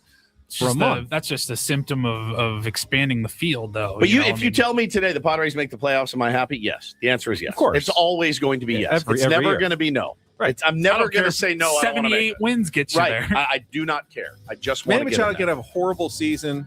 Tatis can have a horrible season. If they make the playoffs, and they both get hot at the same time. Padres are close to unbeatable at that point. That's right. We'll come back. 2 hours to go here on The Fan.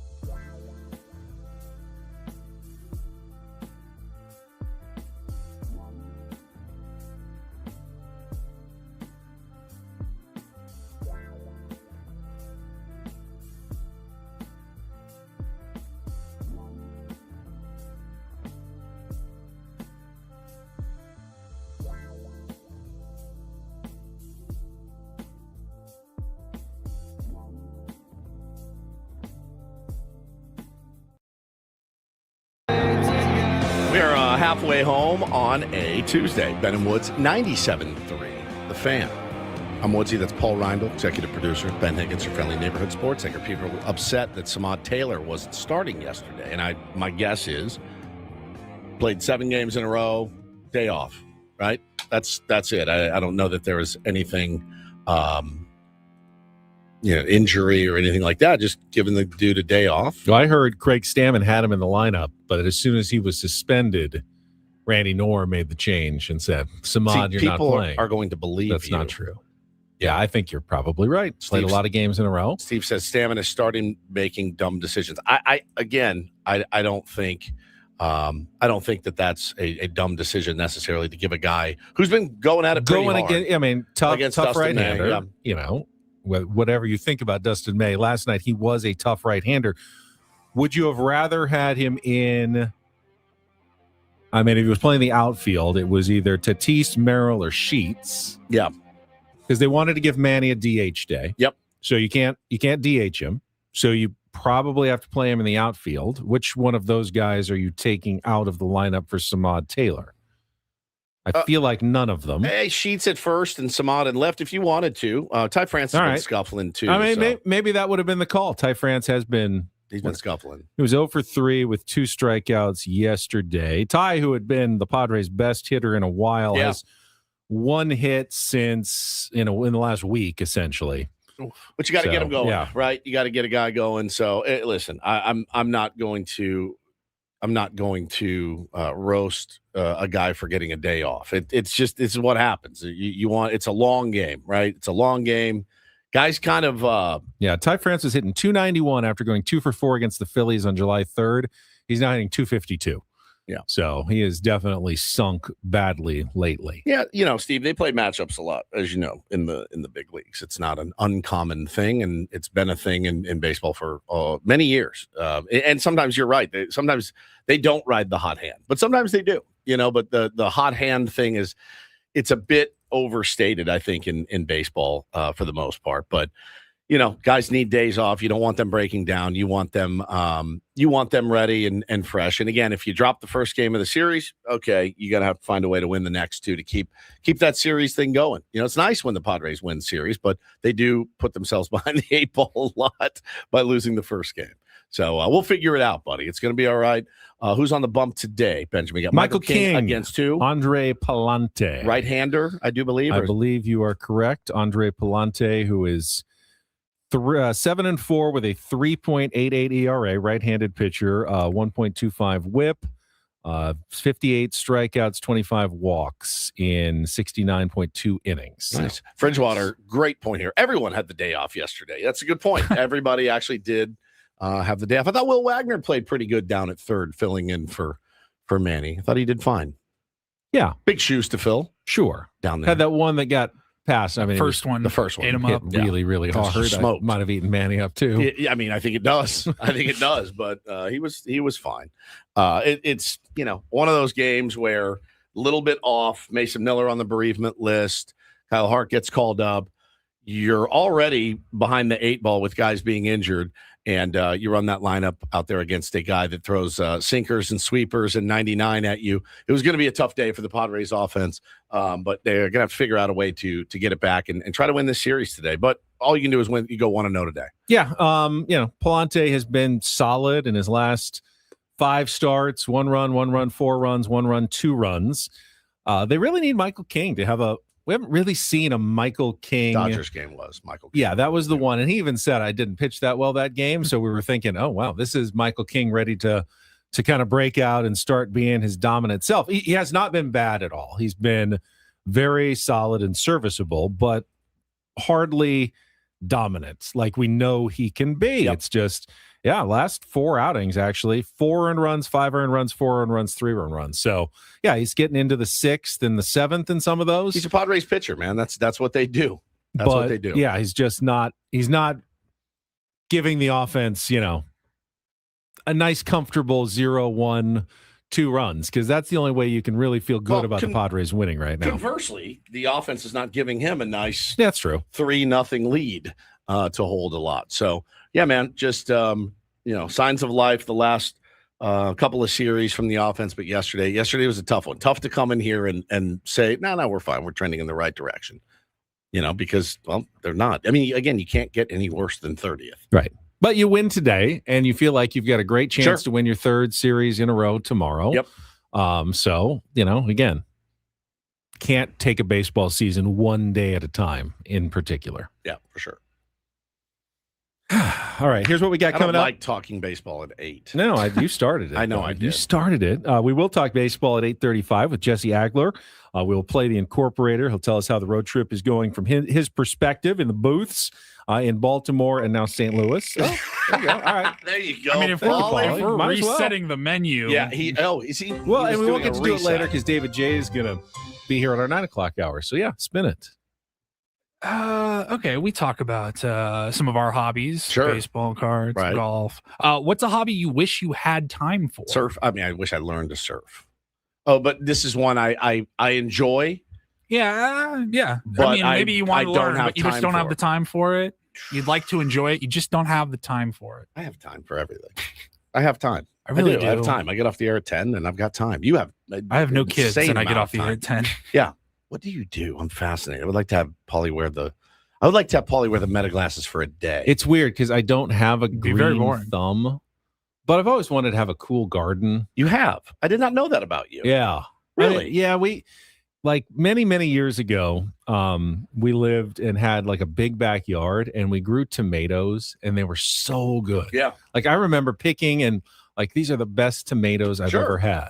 It tastes delicious when it's homegrown. So good, but I don't have the time, and it's frustrating because you feel like you can't control. It's like baseball, sort of, like things just don't go your way in terms of the soil or the moisture or whatever. I don't get know. bugs or something. I don't know that. And I don't have the time and the patience for it, but I don't know that at all. I didn't know that. I thought you planted something and it grew. No, and you're good. I mean, we had some successes and some not successes. You get the bugs start eating your tomatoes, and that's very frustrating because you feel like I've waited all these months for the tomatoes to show up, and all of a sudden now there's like bug holes like eating them, and you're just so mad because like I was so patient and waiting for these tomatoes, and now I can't even eat them. I just have to throw them away. All right, so yours would be gardening.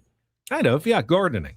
So maybe is that something you might do when you're older, like possibly as a senior? Yeah, it's a lot of bending down. And that's stuff. That's part of the problem. Can you bring as well. A chair out? I don't want the work. It's the hobby that I don't really want to do the work. I just want to enjoy the fruits, the literal fruits of my labor, of the fresh garden herbs and vegetables. Wouldn't it be funny to have Ben sitting on like one of these office chairs out, pruning his plants? You can't bend down that much. I know you got the floppy hats. I do. Oh, I do like a good shade hat. The gardening hats for days.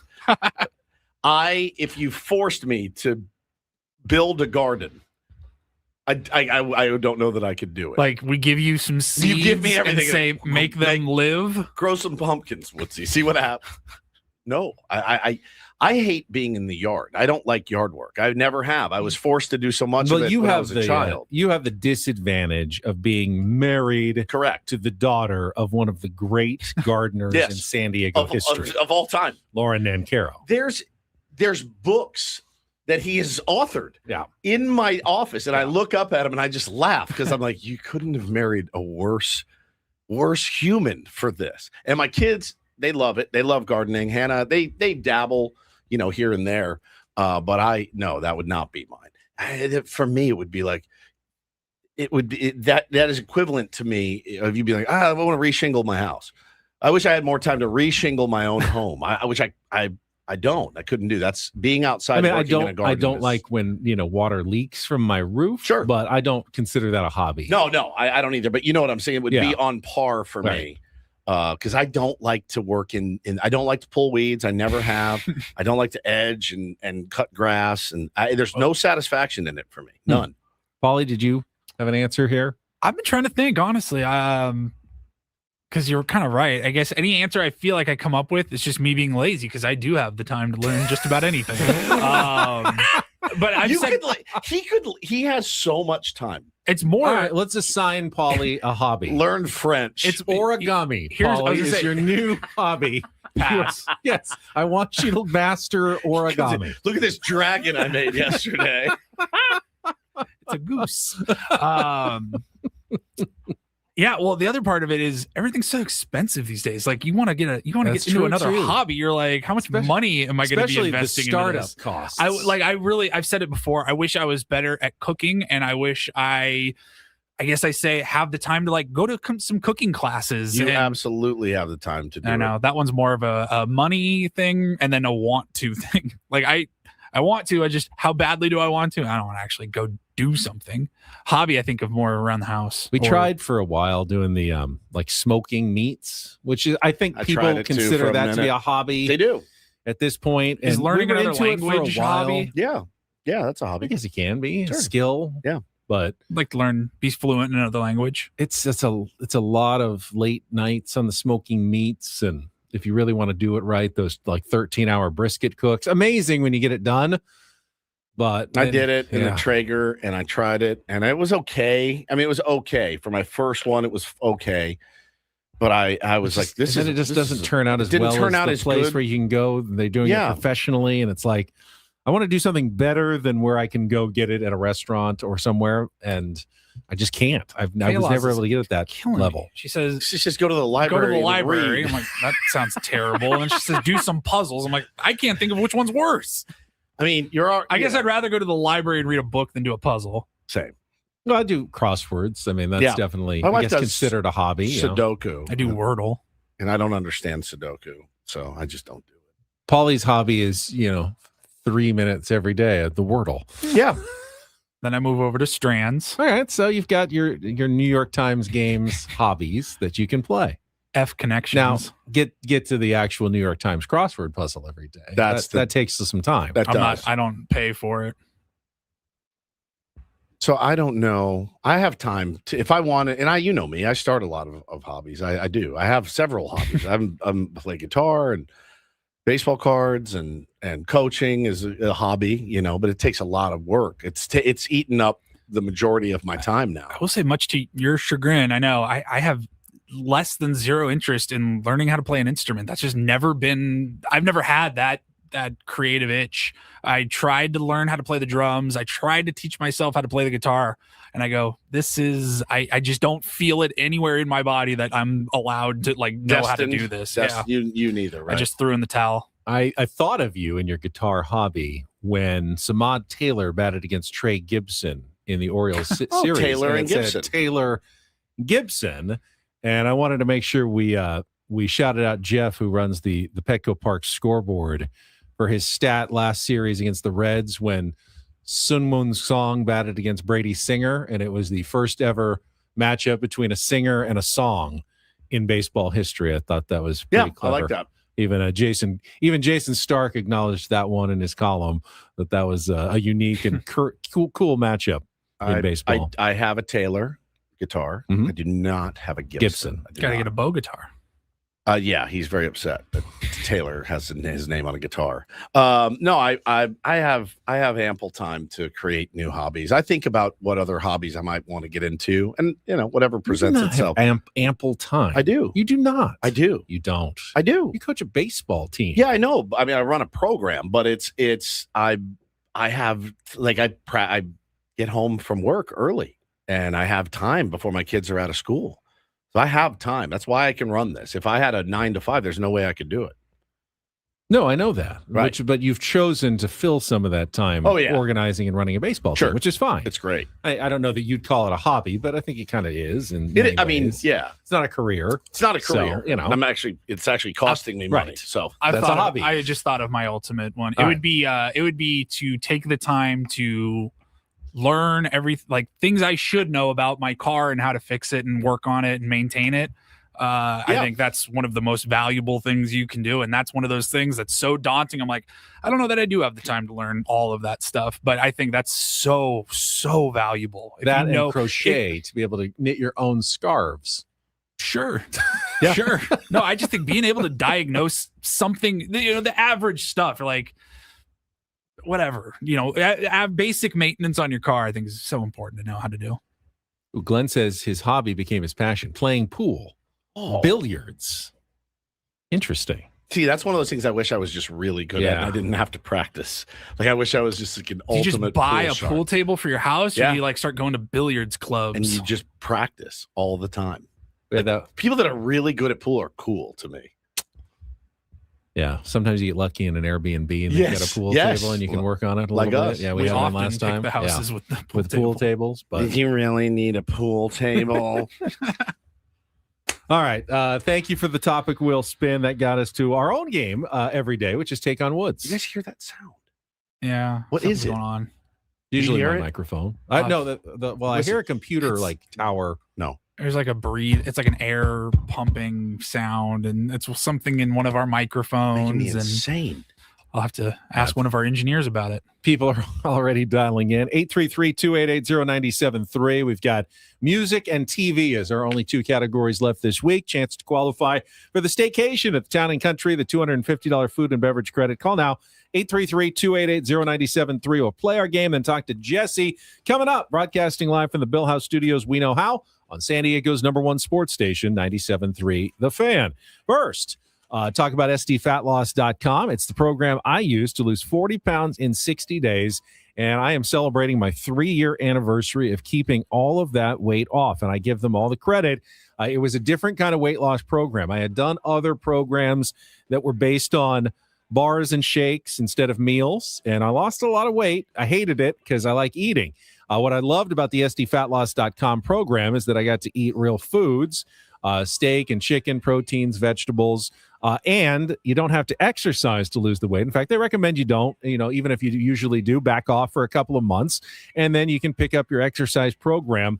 But that's what makes it sustainable, because you're never getting off of the foods. You're not going back onto foods, which just shocks your body again, and you gain the weight back with SDFatLoss.com. Keep the weight off sustainably, healthy, by jump-starting your metabolism. No shots required, none of that expense, that ongoing cost of the weekly shots. This is a one-time program, and if you sign up today, get a free consultation at SDFatLoss.com.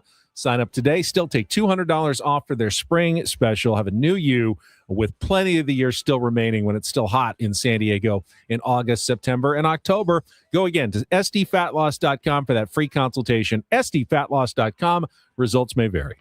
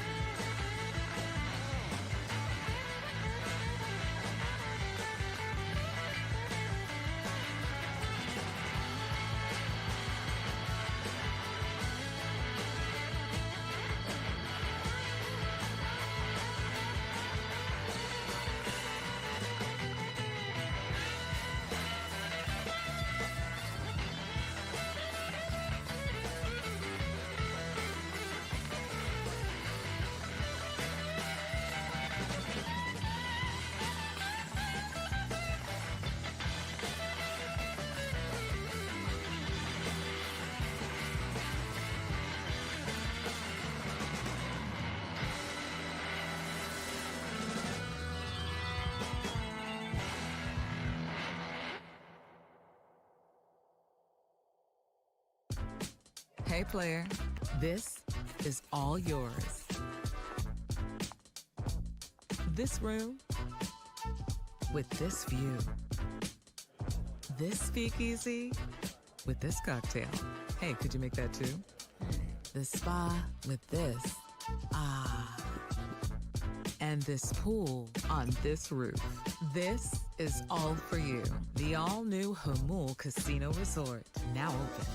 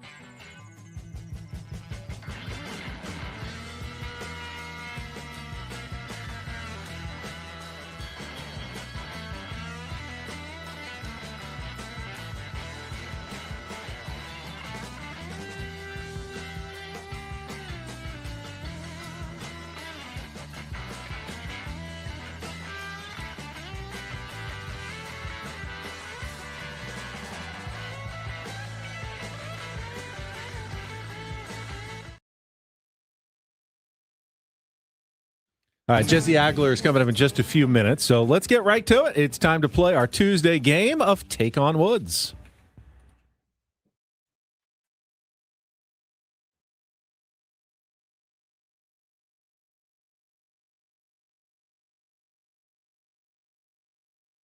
Woods. Take on Woods brought to you by Bay Alarm, security and fire alarms for every business. We got you. We got Kim today. Hello, Kim. How are you?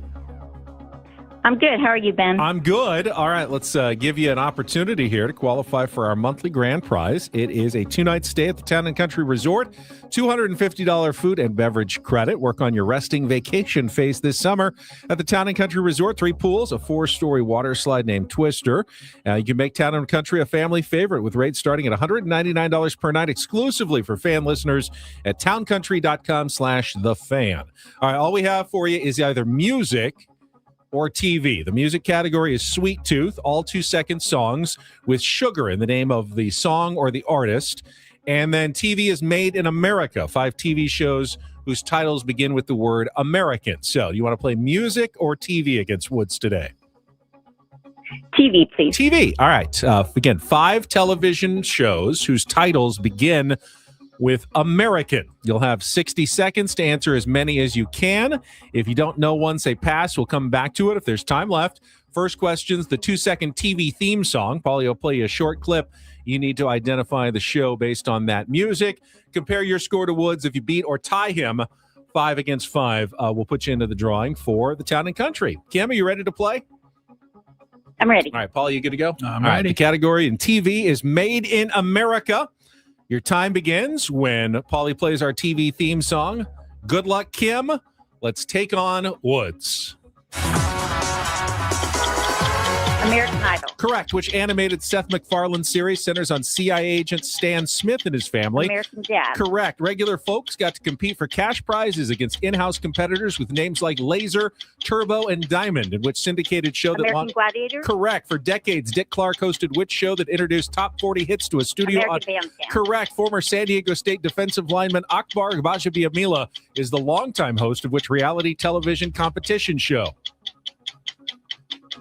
Oh, can you repeat that? Former San Diego State defensive lineman Akbar Gbajabiamila is the longtime host of which reality television competition show? American Ninja Warrior. There you go, Kim. 5 out of 5. Well done. You have qualified. Nothing Woods can do about it. Stay on the line. Paulie will get your information. Let's bring Woodsy in for the same 5 questions. See how he does in our TV category today. I'll give you the category. It's called Made in America. Okay. I won't tell you what it means. All right, here we go. 60 seconds on the clock. So clever. Your time begins when Paul plays our 2-second TV theme song. Good luck, Woods. Let's take on Kim. Oh, it's American Idol. Correct. Which animated Seth MacFarlane series centers on CIA agent Stan Smith and his family, which includes a wisecracking alien named Roger? It's American Family. Wrong. Regular folks got to compete for cash prizes against in-house competitors with names like Laser, Turbo, and American Gladiators. Correct. For decades, Dick Clark hosted which show that introduced top 40 hits? American Bandstand. Correct. Former San Diego State defensive lineman Akbar Gbajabiamila is the longtime host of which reality television competition show? You might need this one. Former San Diego State defensive lineman Akbar Gbajabiamila is the longtime host of which reality television competition show? Any thoughts on the category? American, yes. American Taint. You lost. Is it a cooking show? No, it's more like Wipeout. It's American Ninja Warrior. Oh, that show's good. And then you missed American Dad, not American You combined Family Guy and American Dad. You're right. Lost or tie. Oh, 5-3. Oh, she smoked. You actually had already lost by American Dad, but I led you on just to think that it was important that you got that last one. Yeah. Yes. Sorry, I won the series. You did. I've won like 3 out of 4. You did. Well, you're 1-1 this week. That's so true. Tomorrow we'll decide the it rubber in our match. music category, which is all we have left for tomorrow. Thursday we will play Real or Fake, and then Friday we're off. It's holiday. I guess you could do wild card tomorrow. No, you didn't have one. I didn't. I only did the 3 4. because we didn't have Friday, so I just did the 3 standards for this week. So tomorrow will be our music category, and then we'll play Real or Fake on Thursday. They're throwing tomatoes at me in the chat, by the way. Fresh garden-grown homegrown, tomatoes. chair-picked tomatoes. They just want you to be better. I know. That's fine. I'm doing my best. All right, let's I blame the take on Woods coach, not you. Yeah. 100%. All right, let's take a timeout. When we come back, we will head out to St. Louis, Missouri. Under the Arch, Jesse Agler will join us, and we'll play the Incorporator. All coming up next with Ben and Woods on San Diego's #1 sports station, 97.3 The Fan. But first, you know what time it is. Time to wake up, pour yourself a delicious ice-cold glass of Eco Water. Goddamn jug. Yes, Eco Water SoCal. They bring the soft life right to your kitchen sink with mineral-rich alkaline water. Telling you about it for years. I've got the Eco Water system in my home. And I remember the day I came home and told my wife, hey, guess what? We're getting the Eco Water system. She said, oh, okay, great. Water filtration. And now it's like the 5th member of our family, our Eco Water SoCal system. It's been phenomenal. Best move we've made. Really felt like a hero bringing that system home. Now, I did not install that system. That's not something that you would want. The professionals at Eco Water SoCal, they will do that for you, and they do a great job at that as well. They got financing up to 84 months. It is a no-brainer, guys. No plastics. It's all the healthiest water that you can drink. And the taste is spectacular, and you will notice the difference. Trust me. 760-350-3338, 760-350-3338, or you can simply go to ecowatersocal.com. When you do call or go to the website, let them know Woodsy from 97.3 The Fan sent you, please, because not everything in life should be hard, especially your water. They've been keeping it soft since 1925. They are Eco Water SoCal.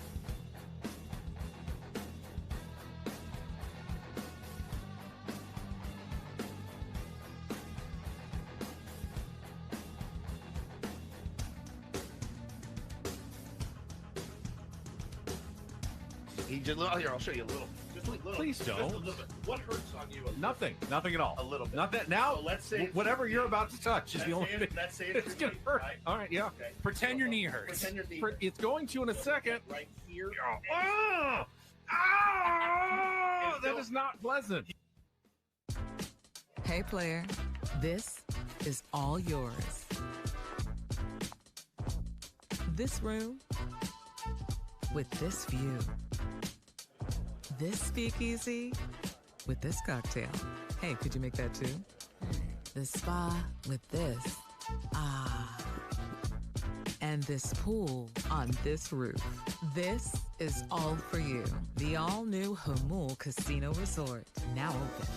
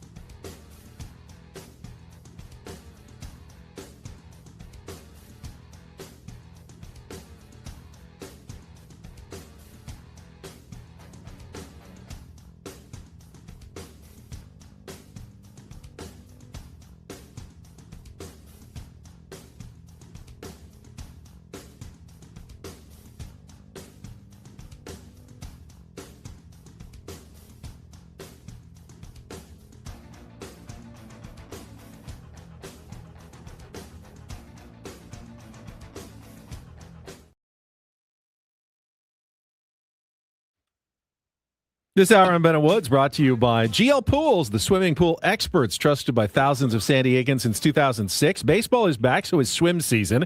Make sure your pool is ready. Call now, mention radio for a free month of pool service, which leads me right to my first question for Jesse Agler, who joins us, voice of the Padres from St. Louis, Missouri. On your travels with the San Diego Padres, especially in the summer hot road trips, do you ever avail yourself of the pool at your MLB provided hotel? Good question. Occasionally, it sort of depends, obviously, on the place. But, there's a couple of places we stay that has a really nice pool. And if it sort of works out weather-wise, off-day-wise, might throw the bathing suit in the suitcase. Coincidentally, the place we stay when we play the Rangers has a really great pool. I was not thinking that far ahead. I did not pack a bathing suit, but you never know. The place in Arizona has a really nice pool, but for me, it's actually too hot there to even go outside when we go in the summer, so I don't usually do that.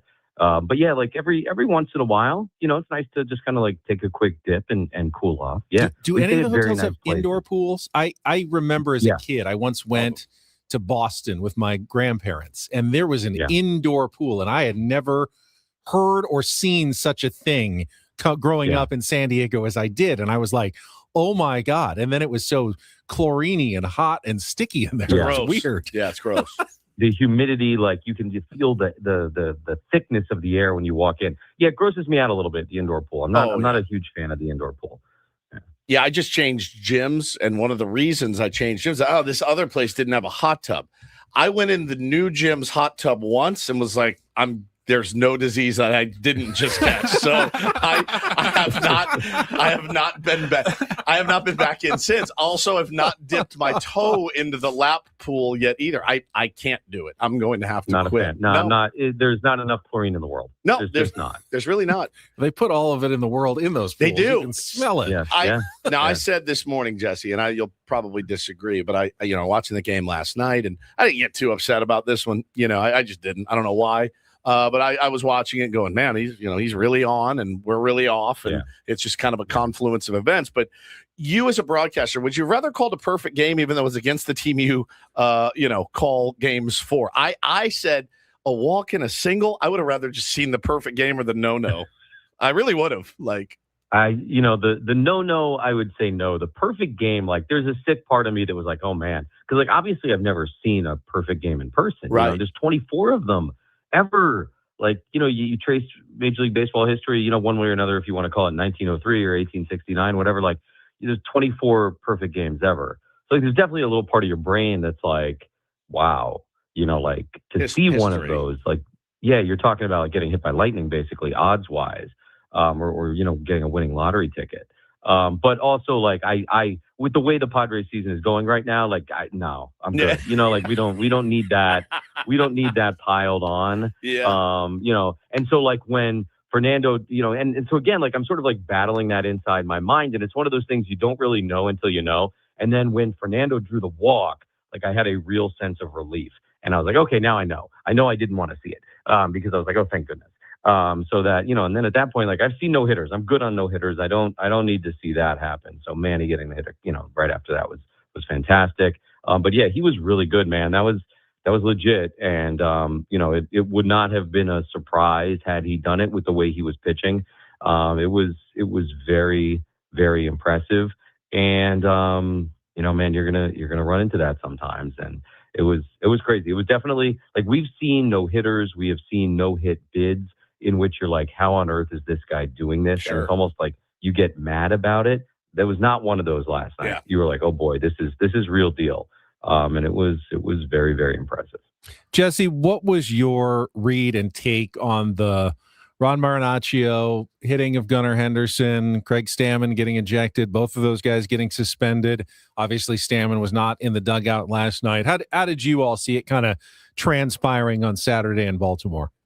I mean, if you pull the tape of when it happened from Saturday and you listen to Tony and I think we pretty much predicted exactly all of this.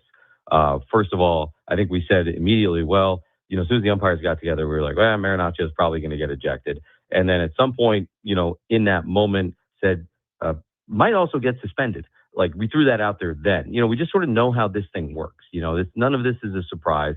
MLB is fairly consistent with the way, they handle that kind of thing. Now, stepping back from that piece of it, I kind of loved how the Padres handled this. Obviously the kid Gibson was not headhunting. But there is an element of, you got to kind of stand up for your guys. He's not trying to throw at Manny Machado. He's not trying to throw at Xander Bogaerts. I think everybody understood that. Everybody knew that.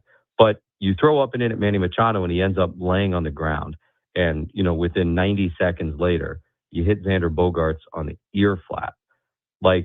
Hey, man, if you're going to be throwing inside, you got to do a better job than that. Yep. And that's it. That's just the nature of it. And I understand that in 2026, pitchers who throw hard are getting rushed to the major leagues. That's been the case for several years now. But there's a responsibility that comes with that.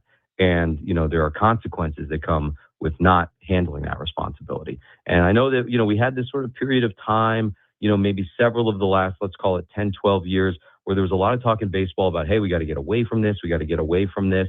And I think we sort of started to tip back the other way. Now, there was some headhunting going on that I don't think anybody was really in favor of. And then that's sort of, to me, the dividing line. We don't want to see anybody throwing up and in. We don't want to see anything at the neck or the head. That's a very different thing. But, if somebody's going to get hit in the hips or the ribs or the butt or the back or something like that, the idea here is that, and I'm talking hypothetically and theoretically, I'm not suggesting Ron Marinaccio did do this on purpose. I'm just saying, generally speaking, if the best hitter or one of the best hitters on a team gets drilled after something like that happens, he's going to be upset. And that's kind of the point, because then he needs to be mad in their clubhouse at the pitchers. Be like, hey, guys, this is no good. You need to be a little bit more careful out there, because if you're not, that's going to happen again. And you know what? That hurts. That really, really hurts. And that's kind of the whole point. That's like how this has always worked, over the course of baseball. And again, you're not trying to hurt people. You're not trying to send guys to the IL. You're not trying to do anything like that. But you are trying to make it, uncomfortable. And you are trying to, we say send messages or whatever. And, I think the way that happened was a little bit old school. Sure. Did we get away from that in the sport for a little while? I think we did. But I think we're starting to tip back a little bit that direction, league wide. I think, teams are kind of realizing that, hey, if we're going to have all these young guys who throw 96 coming up and they don't know where it's going, there needs to be some kind of counterbalance to that. And they need to be a little bit more cautious with how they throw inside. And I mean, look, how many times have we seen Fernando knocked down in the last couple of years? And there needs to be some protection there for these guys. I think Jesse, Yeah, I think you framed it in a perfect way that makes sense, I think, to a lot of people. It's essential to throw inside to be successful in Major League Baseball, but for baseball players, it's almost a privilege that you have to earn. Yeah. You have to have the control to throw inside. And if you don't have it, you haven't earned that privilege. And if you're throwing inside without that control, there will be repercussions. Yeah, your teammate's going to get dotted, man. Yeah, and I thought it was fine. I loved it. Actually, I was really impressed, because it's not something this team has shown a lot of the last few years. And I know it's ruffled my feathers for sure.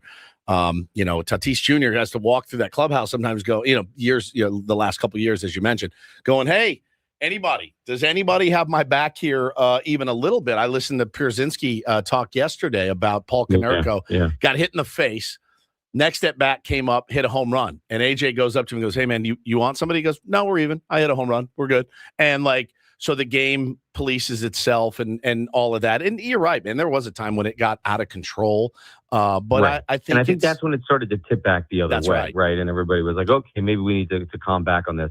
But I think we found sort of like a middle ground. I did too. I think it. Now, our skipper, Craig Stammen, made a big deal in spring training, Jesse, about not wanting, I don't want to end up on John Boy. Please, God, don't let me end up on John Boy, which again puts you on John Boy's radar. Immediately. That day, John Boy wrote his name on the whiteboard. I'm going to get him. Staff somehow. Meeting. Hey, if anything happens with the Padres Let and me know. Stammen, we're on it. So they get him yesterday. But we talked about it earlier in the show. I think the most fascinating part for me was that, and you would know this better than me, those umpires don't look at Craig Stammen as a 10, 11, 12-year Major League Baseball veteran. They look at him as a rookie manager that has no idea what he's doing when he comes out to argue. And if you saw the lip reading breakdown, he's basically saying, all right, I see what you're trying to do. Give me a little bit more. It was pure. You got to want it. You got to want it. It was pure eyewash. And now Craig has ended up on John Boy. And maybe it's even worse than it would have been had he not said anything. I don't know. I think first of all, the breakdown was absolute, like Mona Lisa level stuff. It really was. His little head popping up around the hitters was just incredible. I mean, the whole thing is just, I love the theater of this stuff. I think we all do as fans. It's like, such a beautiful part of the sport. This happens. You think about it, it doesn't really happen in any other sport. Like in the NBA, it's like sometimes if a coach or a player looks the wrong way at an official, it's a technical foul. And like in baseball, we allow this to happen. I love that is a part of the game. And I think, Craig knows what he's doing. And it's funny what you said about they treat him like a rookie manager. I actually think, in both ejections, I think Craig has really good relationships with these umpires from his days as a pitcher. Yes. And I think that's actually a big part of the dynamic here is like he was so respectful to these guys and had such good dynamic with them as a player that like he's actually like when he came out to argue after the review on the first ejection, like any other manager in that situation is probably tossed the second he gets out of the dugout. Yep. But A, I think they knew the call was blown. And B, like they know what a good guy he is. And so like they gave him a hilarious amount of leash right there. And like he was trying to get ejected and like it wasn't happening. And like eventually it was like, okay, I guess we have to do this. And then, the one on Saturday in Baltimore, it was like a very similar thing. Like I think most every manager gets ejected before he even gets out all the way onto the field in that situation. And Conroy, as you said, was kind of like playing with him a little bit and having some fun with it. And like, all right, come on, like I got to get a little bit more out of you. And, he's laughing, Conroy, like, the almost the entire time, like he's smirking and they're having a good time with it. And remember the old Looney Tunes, I think it was, where like they would clock in and clock out, and Sam and Ralph or whatever it was, like that's kind of what it felt like. It was like, all right, well, I got to do my thing. You got to do your thing. We're going to fight. And then, all right, see you tomorrow. Shake hands and go on your way. And I just loved it. It was such funny stuff. And it just shows you like what a great human Craig is. And like those guys know that and they respect it. And, I can't wait for the day. And it's probably going to happen at some point, right? Where like Craig is actually super mad and like, it's like a more legitimate, sincere anger, and like they're actually like red-faced face to face, like about something. But the first two have been so funny because it's like,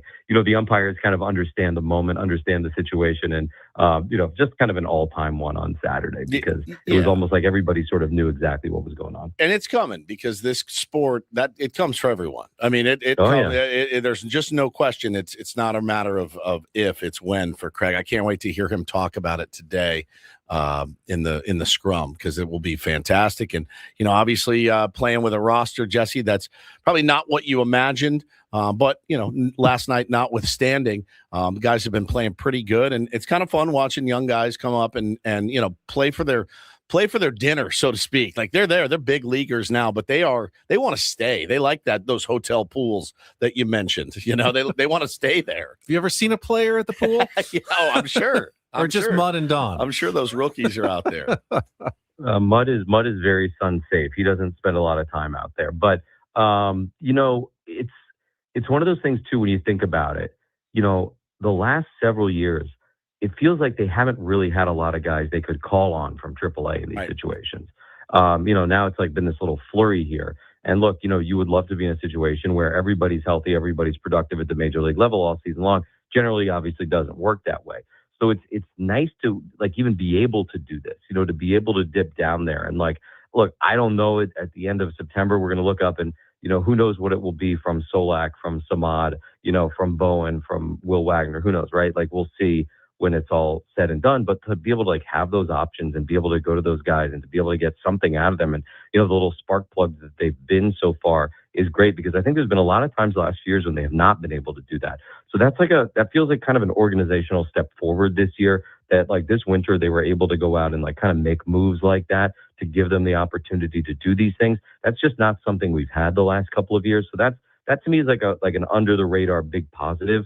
And again, we'll see how it shakes out in the long run here. But every good team is going to have like a moment like this where, because of injury or because somebody's scuffling or whatever, that, they need that infusion. And, even if it's just like a little burst or a little pop in a shorter period of time, that can be the difference, over the long haul. If these guys, kind of help you just have like a 2-week stretch, at minimum, right? Where they're producing and they're giving you more than you were getting, that can mean a lot, when you look back at the end of the year.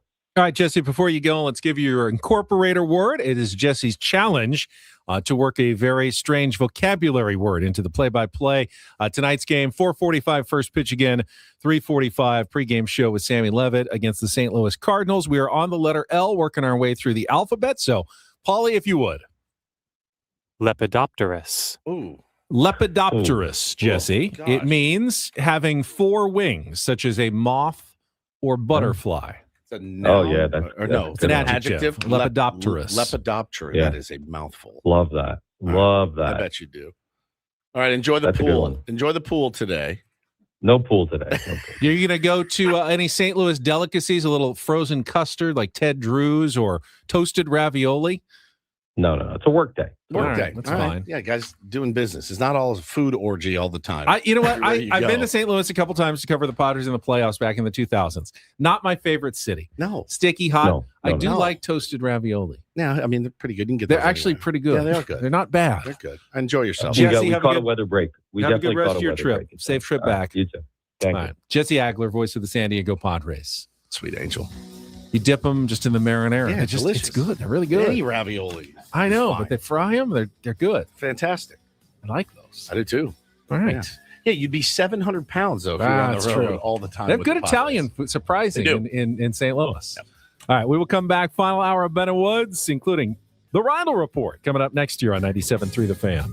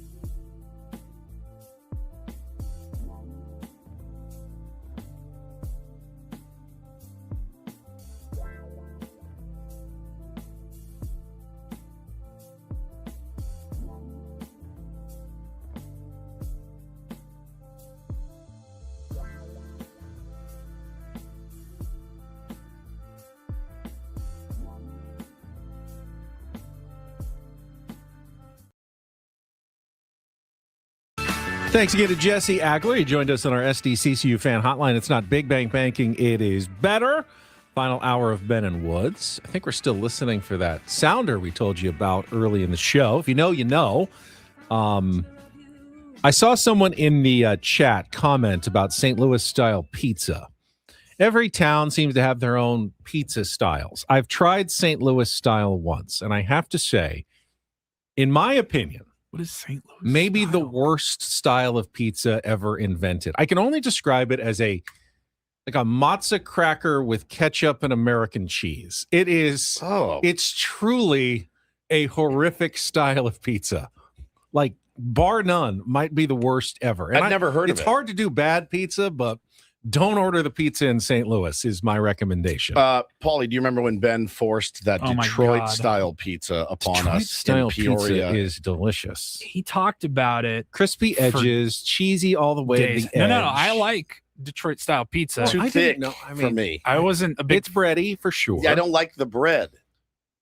I like a thin crust. I might like the like matzo. bread. I'm sorry you don't like bread. No, I like bread, but I didn't like the thick. That's the St. Louis pizza. On And our that's YouTube probably stream. the best looking version I've ever seen. Ooh, that It looks still doesn't delicious. look I that love bad. it. I would crush that, actually. If you like thin, I like it thin. go with St. Louis. It's basically a cracker with some ketchup. I do and like thin over like Rotel deep dish. cheese And on it, as I we're getting think. ready to go to Chicago, I understand. Rotel. I think that's what it is, honestly. It's delicious. Looks delicious to me. All right. That well, Detroit style What's the was gross. to each there's their one- own. Have you been to Prince Street Pizza? It's the one. I think it's downtown. They have the Detroit style with the cupped pepperonis. Oh, and I love everything. cupped pepperonis, the little cuppy pepperonis. No, Woods doesn't like pepperoni. It gives him heartburn, and he thinks about it, and he's Those little pools of grease that Yeah, form in I'm those sorry, cups they're of pepper. good. I can't even look at them. I have not been to Prince Street. Now, when we go to Chicago, they have the two styles of pizza. I Yes. know, obviously, we're going to go get some deep dish with the tier ones. Yeah. But there's also the tavern style pizza that a lot of people That's think delicious. is better Yeah, it is. than the deep dish style of pizza. Way better. Okay. Yeah, you'll like it. Deep dishes. It's lasagna. That's I view it more as a lasagna. It's a lasagna with some crust. K Laws, Woods is low-key a picky eater. I see where Taylor gets it now. Oh yes. I mean, Oh, absolutely. I'm Woods not- is a picky eater. no, I'm just basic. Yes. I like it you and basic. Taylor have a similar palate. No. He's picky. I'm basic. He likes quesadillas and chicken fingers. And that's it. Yes. And you also like quesadillas and chicken. No, I do not like quesadillas. Really? You don't like quesadillas? I like chicken fingers. We took them for graduation, the fake graduation to Pacific Coast Grill, which is a nice restaurant right on the water. Yes. Beautiful place. Taylor ordered chicken fingers. It was great. He crushed them, loved it. The next day, what do you guys want for dinner tonight? I want chicken fingers from that fish place we went to. And I go, hey, that was a special occasion. And he flipped out. I go, I'll get you chicken fingers from somewhere else. I don't know that they do DoorDash, to be honest with you. And it's probably really expensive. Really expensive. He's like, I want them from that place and that place only. And I go, I can't. So I've now created a monster who only likes the finest, fancy the chicken finest fingers. chicken fingers. It's never a dull moment. All right. The kind of place where they call them breaded chicken. Yeah, cutlets breaded or chicken. something. Yeah, exactly. Not chicken fingies. But yeah, so now he only wants them from Pacific Coast Grill. He's got a lot of Ben in him. too. Ben, yeah. He got a little Ben in him. I mean, I certainly a little fancier, expanded taste. I wasn't about the chicken fingers. I'd want the steak. Oh yeah, when I went somewhere like that. I had the halibut or the shrimp. Like when I went to a seafood place. Yeah, give me the shrimp or the lobster, something with shellfish in it. Well, That was always, as a 100%. kid, I loved that. What was the line we used from Ben that he said it like year one on our show? Something about like you only wanted to go to places with tablecloths. Tablecloths, Yeah. yes. White Tablecloth tablecloths. restaurants. When you were like four five. or five, you told your mom, "I want to go somewhere with the tablecloth," Yeah. which Like, is crazy. screw the No play Mickey place, D's. I didn't want McDonald's, kids' Godfather's meals Pizza.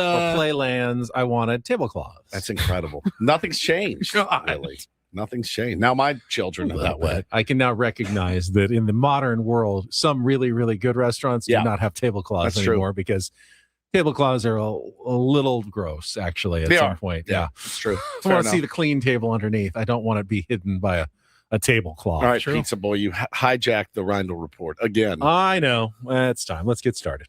And get things started here with our today's edition of the Rindle Report. Now tuned into the greatest.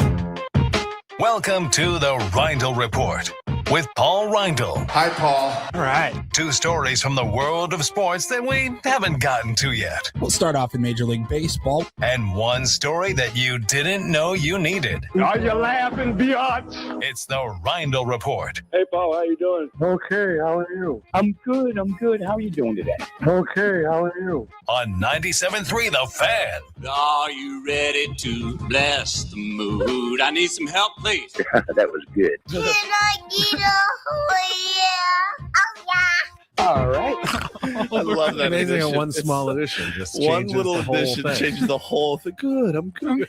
Brett Michaels playing tomorrow night at the fair, by the way. Wow. Yeah. I have reached out to his people. Good. I'm waiting to hear back still. I want to go, but I'm not going to. I've tried to get him back on the show. We'll see. I'm good. How How are you? See if he'll do it again. Sweet angel. But we take the call live. He might have been listening right now. I as he's texted, I don't know if in it's his town. agent or just somebody that worked with him in the past when we had him on 2 or 3 years ago. And I kind of reached out to the guys like, I have no idea if you still work with Brett. We'd love to have him on. And he's like, yeah, I do. I'll see if I can fit it into his schedule or whatever. I was like, oddly enough, we've been talking about him a ton over the last couple of weeks on our show. I'm good. It just Why? Nothing, everything, all good Don't things. worry about it. Don't worry about it. Lays All good things. me out. I'm good. All right, let's jump into All right. it. We will start off in the world of football. I believe we talked about this on Don't Do This yesterday. Brendan Sorsby, the former Texas Tech quarterback who's been involved in this gambling scandal in which he was deemed eligible to play, and every other school in America has lost their minds over the last, week and a half. Yep.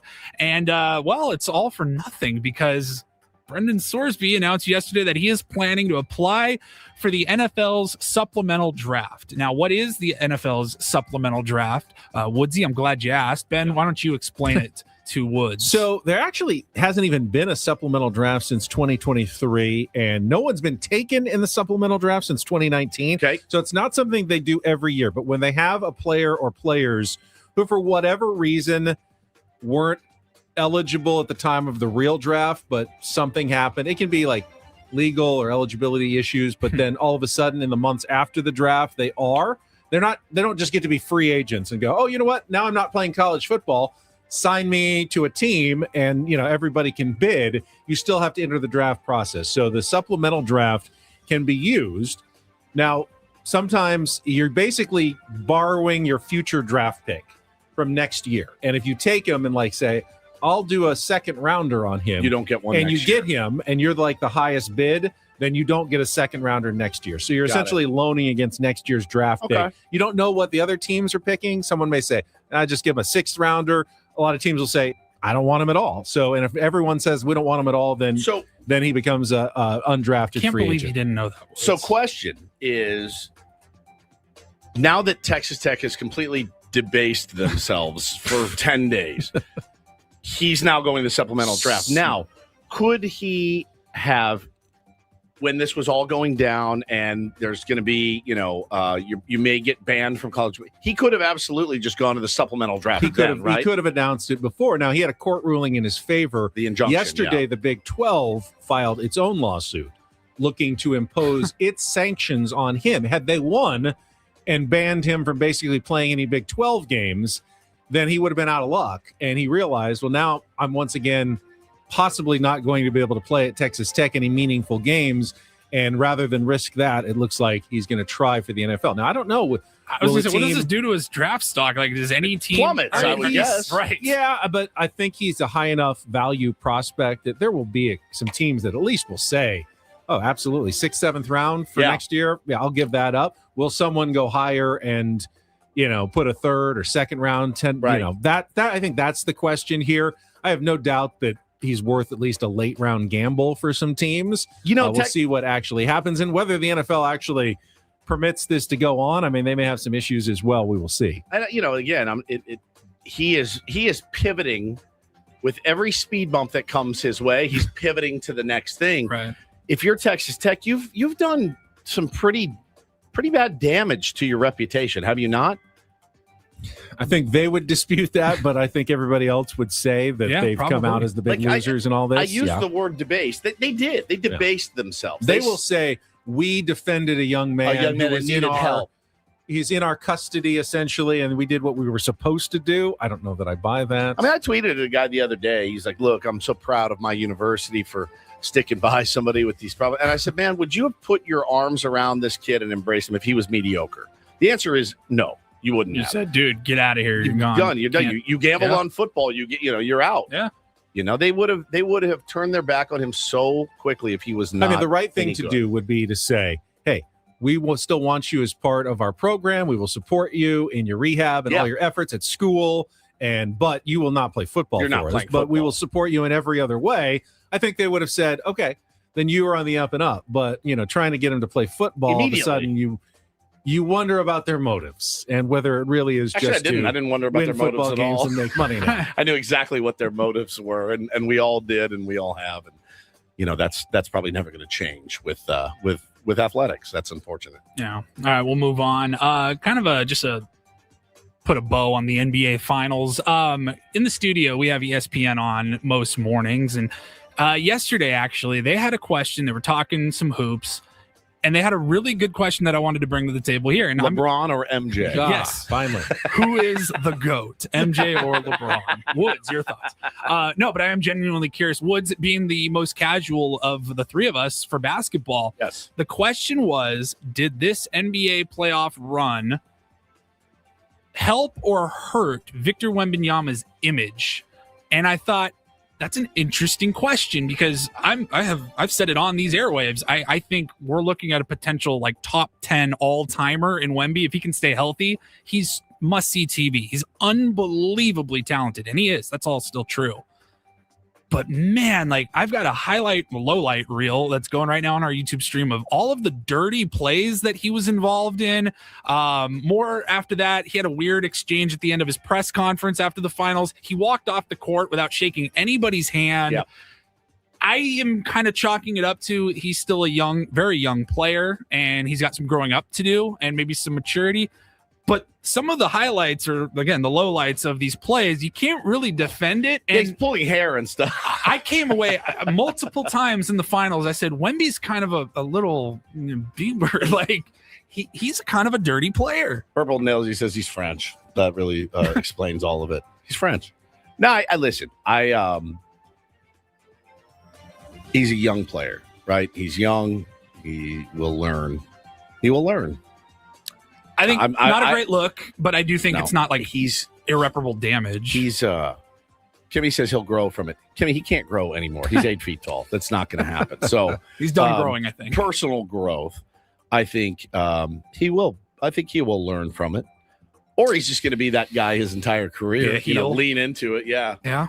I don't think so. I mean, in the last 3 seasons, I think we've fundamentally seen that Wemby is pretty good guy. Now, this playoff run showed us a different side. I don't think it exposed the real Wemby. I think he got attacked series after series brutally because that's what you do to the star player by every single team. Star player, and he snapped a little bit against the Knicks, and that is probably the learning lesson that you're talking about. But I also think you can't be a superstar legendary NBA player and just always be the nice guy. I mean, right? Tim Duncan kind of was for his career with the Spurs similarly, but I think that Dirk edge Nowitzki. that he showed, I don't want him to be like, dirty Draymond Green his whole career, but I think if people know he's got it in him, it will help him in the long run, knowing I can't just relentlessly push on this guy or he is going to push back at me, and I think he kind of needs to show that a little bit. That's a good point. It might end up being a good thing for him. I in the like future.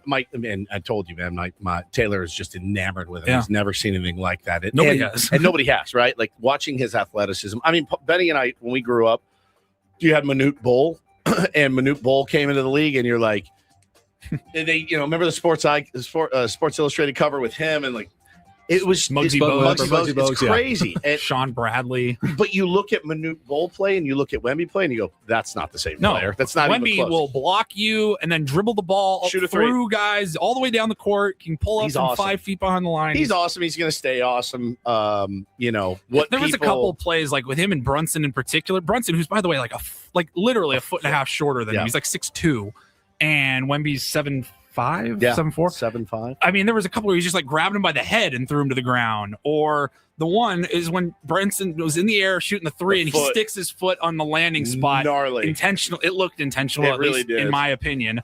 That's how people break ankles and get really hurt, sprained ankles, whatever. And that's when it's like, hey man, you got to respect the game a little bit more than that. Yeah, for sure. But I think it hurt it temporarily, but there's nothing he did that he can't come back from. Sure. Right? No, I don't think so either. I agree. All right, finally, we'll wrap it up. You've seen a lot of talk about the America 250 celebration coming up on July 4th as the country celebrates 250 years of their independence. And saw a story here that I don't really know why I can describe it, but I love this. I love time capsules, and I didn't even really realize how much I like time capsules until I started reading about. They have sealed up and are getting ready to bury a time capsule in Philadelphia, right where we were at the Independence Hall area. They're going to bury it for another 250 years. It'll be opened in 2276. Ben will be also working 2 jobs then.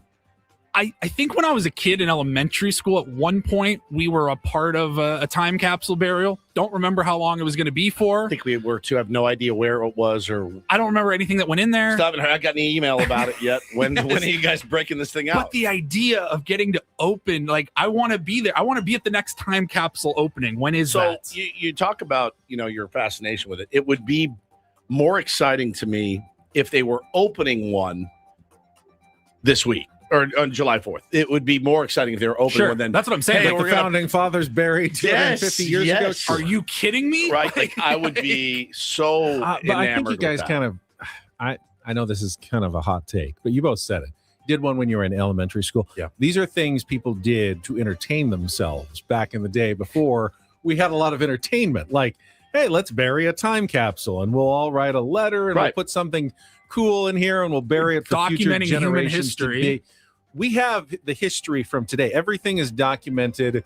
No one's going to be surprised at what's open. Even in 250 years, they will be able to know probably what is in there. Don't you want to know some of the things that went in there? Well, yes. Like your Civil War pickle fascinates me. I know it fascinates me.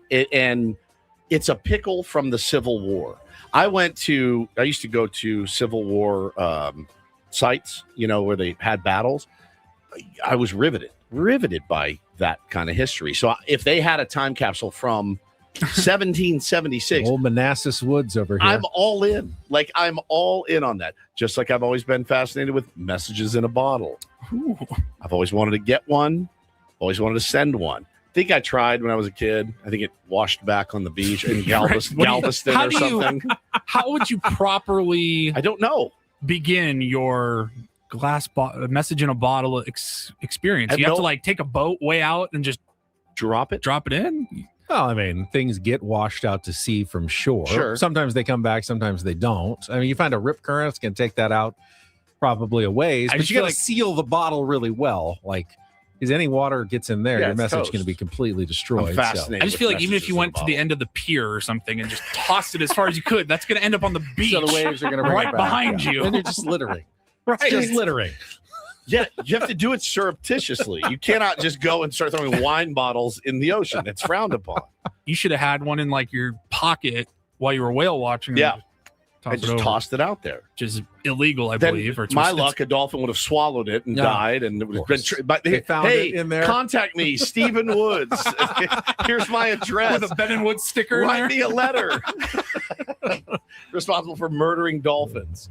No, I'm all in on this. So for the time capsule, they wanted representation from all 50 states. So all 50 states were able to submit something. I'll just read. Like California's has a letter from Governor Newsom and his wife. Governor Newsom. I like that. That's Governor Gavin is now Governor Newsom. It had a $1 coin commemorating Steve Jobs and Pixar, a poem, a photo of California, an AI generated prediction of what California will look like in 2276. And then there were some oddities as well, like for in the sports and culture department, there was a coin from the 2026 NFL playoffs, personal letters from the commissioners of the NBA, NHL, and MLB, and just like some student artwork, essays that kids from across the country were able to submit. So they've got it all sealed up in this giant container, and they're going to bury it on July 4th. Nice. Out in Philly. Will we still have sports in 250 years? They will look vastly different, is my guess. Baseball, honestly, doesn't look that different than it did. It's true. 100 years ago. Certainly the stadiums and the everything around it, but between the lines looks kind of similar than it did. I think it would be recognizable to someone. Take someone from like 1900, bring him to a baseball game, put him on the field and tell them watch. They go, yeah, this looks like baseball. Good baseball, but yeah, right? You guys throw much harder. Actually, they don't. The radar guns were different back in 1903. These guys also throw 104. People arguing that this isn't harder. The guy was coming from the 1900s. Are you kidding me? Yeah. This is like 3 times harder. Guys are throwing 200 miles an hour then. Yeah, the guys that threw 400 innings a year. Clearly, something was different back then. What would you put in a time capsule if you could? What would I put in a time capsule? Ben. Study this robot. He'd make it too. See, I'd avoid things like technology because that's going to. There were rules. You couldn't put anything that could possibly like decompose or rot or anything like that. So anything with like a battery. No bananas. None of that was good. Yes, no bananas. No pickles. Yeah. I'm fascinated. Like I would love to go to an opening of a time capsule. Yeah, but again, we did one for elementary school. No one's ever emailed me to let me know, hey, remember 30 years we were going to open that. Were they doing it in elementary school 100 years ago, though? Because then I want to be there for that opening. Where are all these time capsules? Is there a database? If you just like ran a track, start backhoe or something, if people are there capsules everywhere? If people aren't on top of things, it can be easy just to lose the time capsule. Right. I need a database of where they all are. There's probably some valuable stuff in them. Elise, I'm saying for my message in a bottle, I would have my email on there, and then they could reach a, hey, I found this off the coast of Vietnam. I'm going to write you an email, but I don't know. Paulie, thank you very much. We have welcome to move on because coming up at the bottom of the hour, our friend David J. from Mad Friars is going to be in studio to talk a little Padres minor leagues, plus a little breaking hockey news we can get to coming up next with Bennett Woods, broadcasting live from the Bill House Studios. We know how on San Diego's #1 sports station, 97.3 The Fan. Gambling problem? Call 1-800-GAMBLER. GEGE 000-466. For a full list of games and rules, played at 7 Mile Casino. Visit 7milecasino.com. Throwing a chip into the time capsule from chips. 7 Mile Casino. You can play all kinds of games, including California-style blackjack, Texas Hold'em poker. Got that big World Series thing going on right now in Vegas. You can warm up by playing Texas Hold'em at 7 Mile Casino, Baccarat, and Pai Gow as well. That's exactly right. They got really good food at 7 Mile Casino as well, 24-hour players menu. And you can get a discount while you eat. If you eat at the table while you're playing, they want to take good care of you, and they want you to come back. That's no secret of 7 Mile Casino. The best part, just 7 minutes from downtown. You can enjoy food 24/7 with the players menu, including the Kung Pao chicken, or the regular menu at Sammy's is fantastic with the wood-fired pizzas, the pastas, and the salads, and that messy sundae for dessert. Enjoy it in the bar with TVs all over the place, out on the patio with the great views. Check it out today at 7 Mile Casino, just 7 minutes from downtown.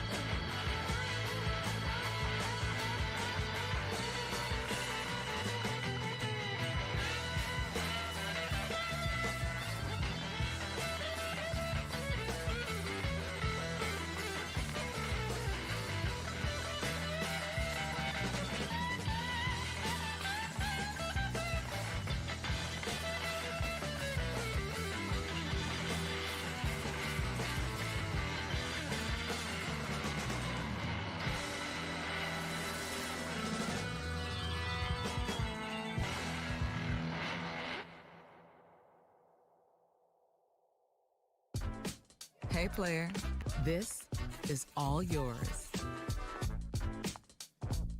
This room with this view. This speakeasy with this cocktail. Hey, could you make that too? The spa with this. Ah. And this pool on this roof. This is all for you. The all-new Hamul Casino Resort, now open.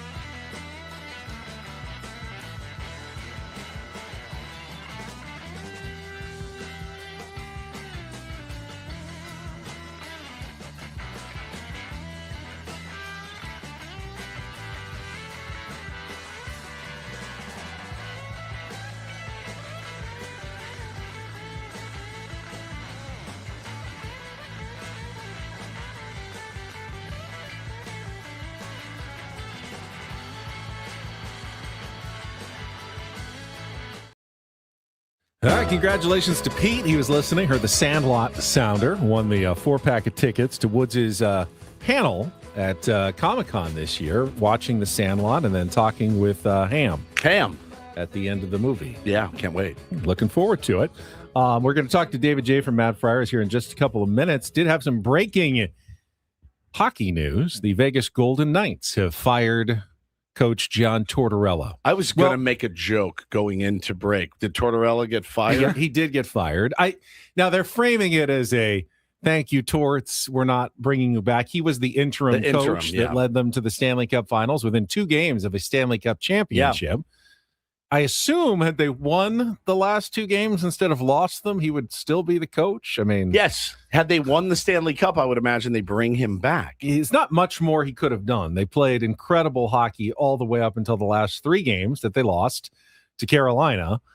It sounds like they never really wanted him long term and probably didn't expect this to happen as their Stanley Cup magical run, and maybe someone's breathing a sigh of relief in Vegas that he's not the coach long term. But they did announce this morning that he was not returning to the team's coaching staff next season. So somebody will hire him because he always gets hired. He always gets hired. Always. Yeah, coming off that run, someone's going to think, well, if he can do it for them, he can do it for us, I guess.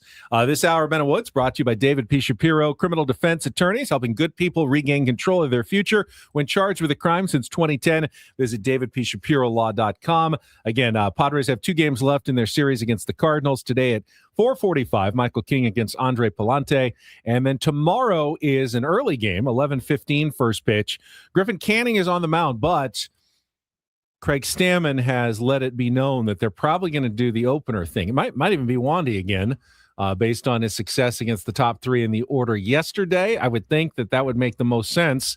Again, tomorrow with Griffin Canning on the mound, have him dodge the left-handers at the top of the order, and then bring in Canning probably to start the second inning. Kyle Hart maybe could open as well. Could be Kyle Hart as well. Yeah. I mean, I was really impressed with him last night. I really was. But yeah, Canning, it's tough. I feel like he pitches every third day. I don't know why. I know he's every fifth, but I feel like every time I turn the tape, I'm like, oh, Griffin Canning's on again. So he's 0-5 with a 7.17 ERA. It's not what you want. He hasn't actually been that much worse than Lucas Giolito. Giolito's had better but results. That's not the best bar. But yeah, I mean, he's due to win something, right? You would think at some point, right?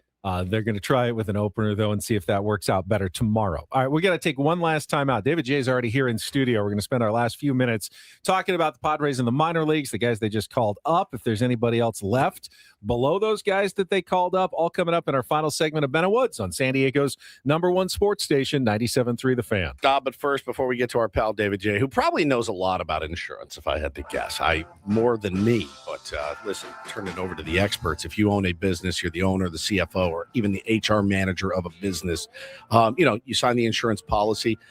Broker says, thanks for your business, walks away, and handshake, commission, all done. May not hear from them again till it's time for renewal, but your business is running that entire time, and there's gaps and there's risk involved. So again, if you have one of those positions and your company has more than 25 employees, I would talk to SuperSure. They are the super agency built for you, licensed in every state for your business insurance and employee benefits, all with year-round support for you and your team. Excuse me. At supersure.com, you can access their tools like the fine print facts, which translates your current policy into plain English so you can see what's covered and what's not. Plus, the business value calculator, you can estimate what your business is worth so you know what actually needs protecting. Go to supersure.com. One super agency, one powerful platform. All your policies in one place. Go to supersure.com. That's supersure.com, paid for by SuperSure Insurance Agency, LLC, a licensed insurance agency.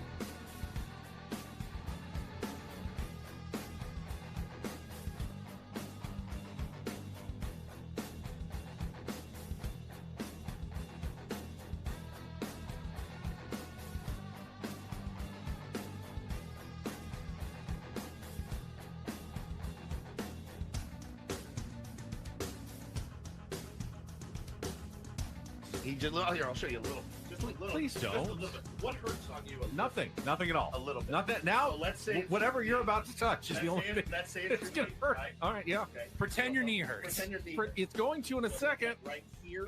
Oh, that is not pleasant. Hey, player, this is all yours. This room with this view. This speakeasy with this cocktail.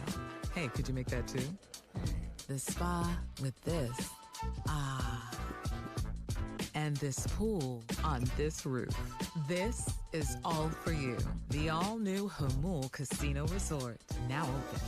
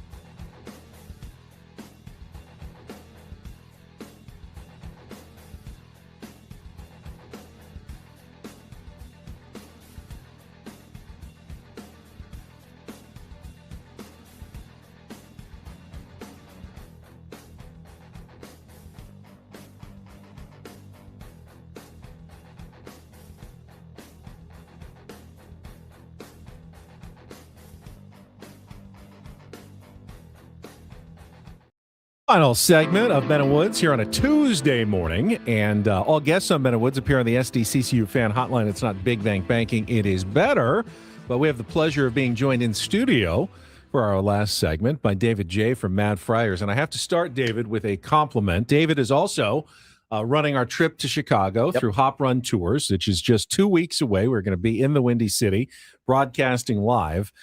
I don't think I've ever been part of a better organized, at least at this port, No doubt, kidding. of everything that you've laid out. Like, I feel so comfortable and prepared and ready for this trip.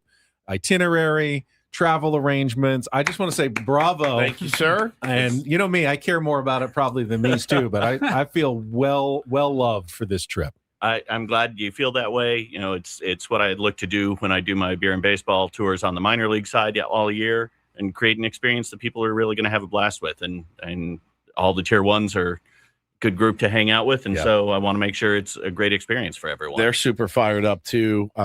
It's going to be a blast, and that city is going to be fun. I mean, we got our tickets yesterday to the game and looked it up, and I said, oh my God, look at these seats. Look where we're going to be sitting. It's just spectacular. So well done. Can't wait. Now, again, he's a bit of a diva, him being Ben. You'll forgive me. I'm going to ask him about wine choices for dinner, not you. That's fine. David might be a bit of a diva too, Who? actually. David? Yeah. I think we're simpatico. In that respect. You can always tell which of us from the Mad Friars account is out on the road. That's by true. the food By the postings, food right? that you eat. John's got 8,000 calories of cardiac on the plate. And I'm looking for an interesting meal. Yeah, perfect. Well, no, I mean, interesting is a great segue, because it's been interesting this year, David. The offense obviously struggling with the big club. They are. I hadn't noticed. the minor leaguers have come up and help. And he was actually, David was the first one, I think, that texted me about Samad Taylor. Then Craig said it on the air. Samad Taylor is a guy that could really help this team. You didn't expect it to be this much help, did you? No, and I don't think Samad Taylor's family expected it to be this much help. Right. And I think that's one of the things, right? Like the gap between the last guy on a AA roster and an everyday player in the major leagues in terms of talent is remarkably small, right?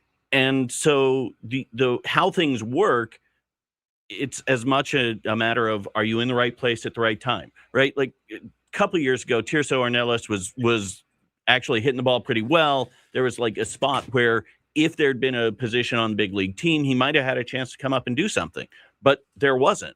And so it's always that matter of like, how does your skill set match?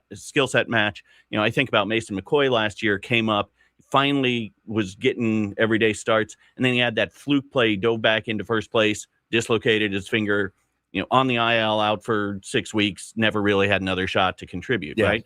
And so, you know, opportunities come up, and they say it in the player development world all the time, right? The team controls where you start, the team controls where your opportunities are. You control what happens once you get them. And Samad has taken control. He sure right? has. And, you know, do I think he's going to keep this up all year? It's probably not likely he's going to finish the year with the best batting average of anybody in the majors.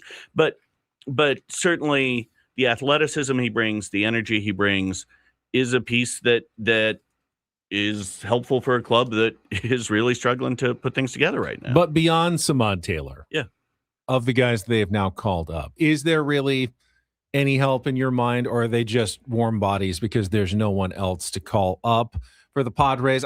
You hear that label, a quadruple A player, someone who's good enough to do really well at AAA, but they just can never break that seal and become an everyday major league type player.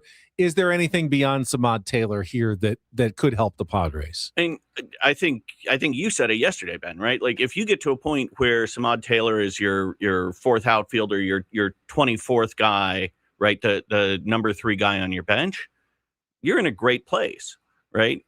If you're asking him to be your starting left fielder for the next 3 months, that's not really where you want to be, right? And so, and I think to some extent the same is true for Jace Bowen, right? I mean, we said, you know, people following us started calling for him to be in the big leagues, you know, May 1st, right? Or a couple of them were really adventurous and started calling for it March 28th. Spring training, because he had a monster spring.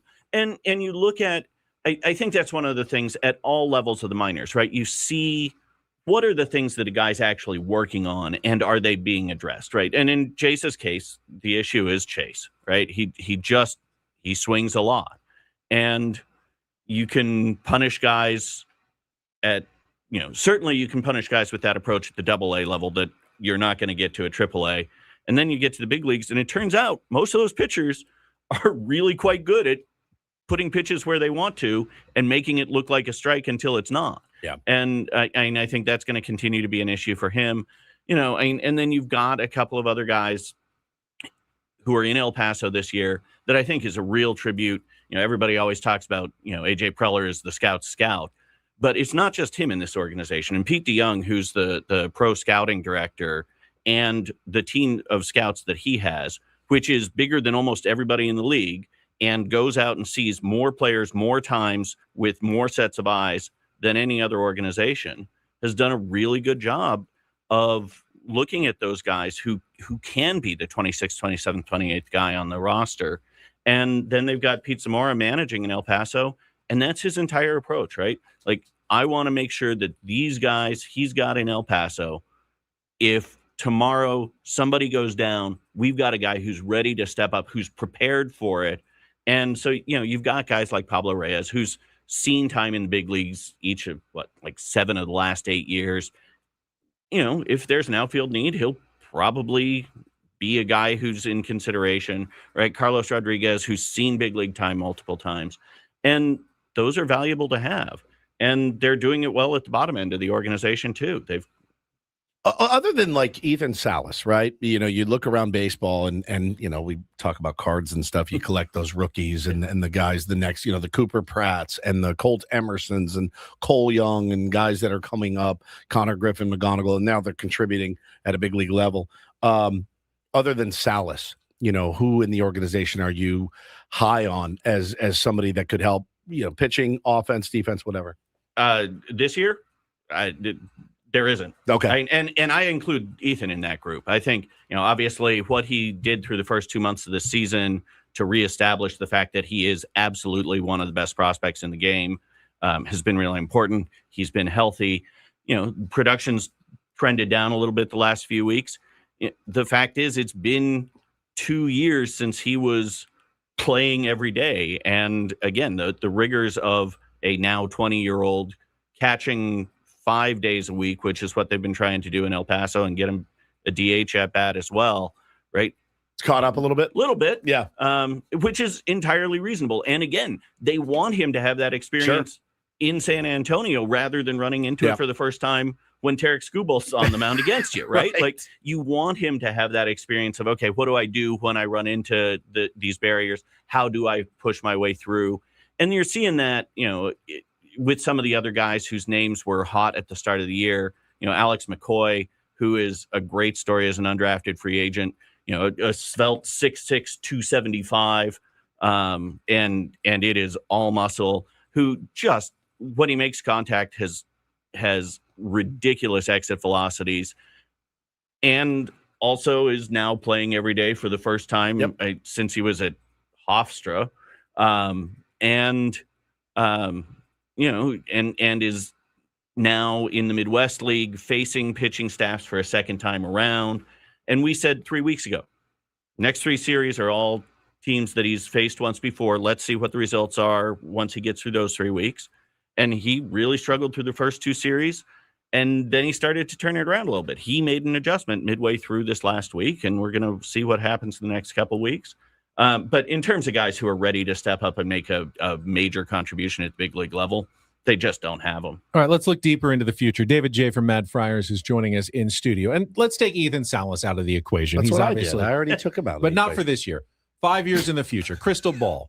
If you had to pick one player in the Padres organization, not Ethan Salas, who is going to have an all-star season in Major League Baseball that has that potential, who do you pick that is a future all-star? Might not be for the Padres, might be traded away somewhere else, but who's the guy that you would good chance? Who would you put your chip on that will go on and have like a breakout, part of an MLB career? I think when you look position-wise, a guy, and if you had told me 4 months ago I'd be saying this, I would have thought you were nuts.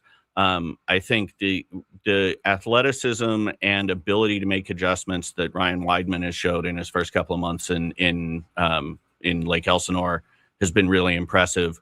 At the end of last year, he had this huge leg kick. He was leaning forward, just no ability to impact the ball. And because of that, he was jumping at everything. He looked the same way in the first 5 days of spring training. And in 3 weeks, remade his swing. And by the time we saw him at the Future Stars game, it's like, oh, that looks different. Different player. And he's got athletic ability. Now, there's a long way to go. He's a guy who's too swing happy. He has always been in a setting where he can just out-athlete everybody he's played against. That is going to catch up with him. The stolen base totals that he has, he's leading minor league baseball with stolen bases. He's also leading minor league baseball in caught stealing. That ratio is going to get worse as he starts to face more guys who are as guys who are as athletic as he is, right? I like that he remade his swing in 3 weeks. So Manny Machado should go to Ryan Weidman next time instead of To be fair, the starting point was nowhere near the same. Okay, that's fair. That's fair. That makes sense. And Ryan's still looking to get to where Manny's starting point is, right? Of course. So there is that. I think on the pitching side, I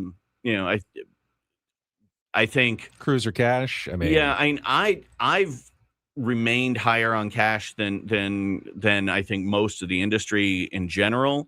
And we've seen progress this year. There still is really the issue of how well he can develop a breaking ball.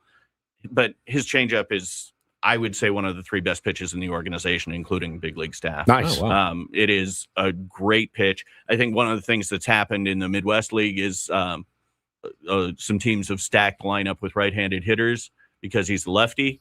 If I were making a lineup against him, I would not do that because the changeup's just too good. Wow.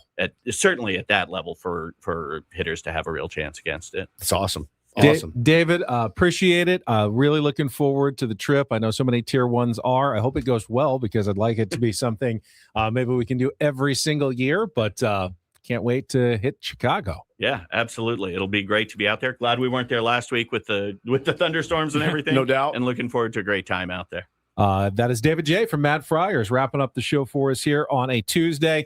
We will be back tomorrow, 6 to 10:15-ish, a little bit longer on the backside to get you right into the Padres pregame show for the series finale. Hopefully And, going for a series win and not to just avoid getting swept. Programming note, with us off on Friday for a company holiday and with the Padres scheduled off day on Thursday, we will be joined by Craig Stammen at 8:05 tomorrow for the manager's report. It's a big league Wednesday. He's a big league player. Mr. John Boy, he's a manager, actually. He was a big league player. He's Brett Boone, also John Boy star. Be with us, former big leaguer as well, on a big league Wednesday. Coming up tomorrow. All right, that's it for us. Braden and Frank are coming up next. For our executive producer, Paul Rydell, for Stephen Woods, I'm Ben Higgins. Have a great rest of your Tuesday from all of us here at San Diego's #1 sports station, 97.3 The Fan. So long, everybody.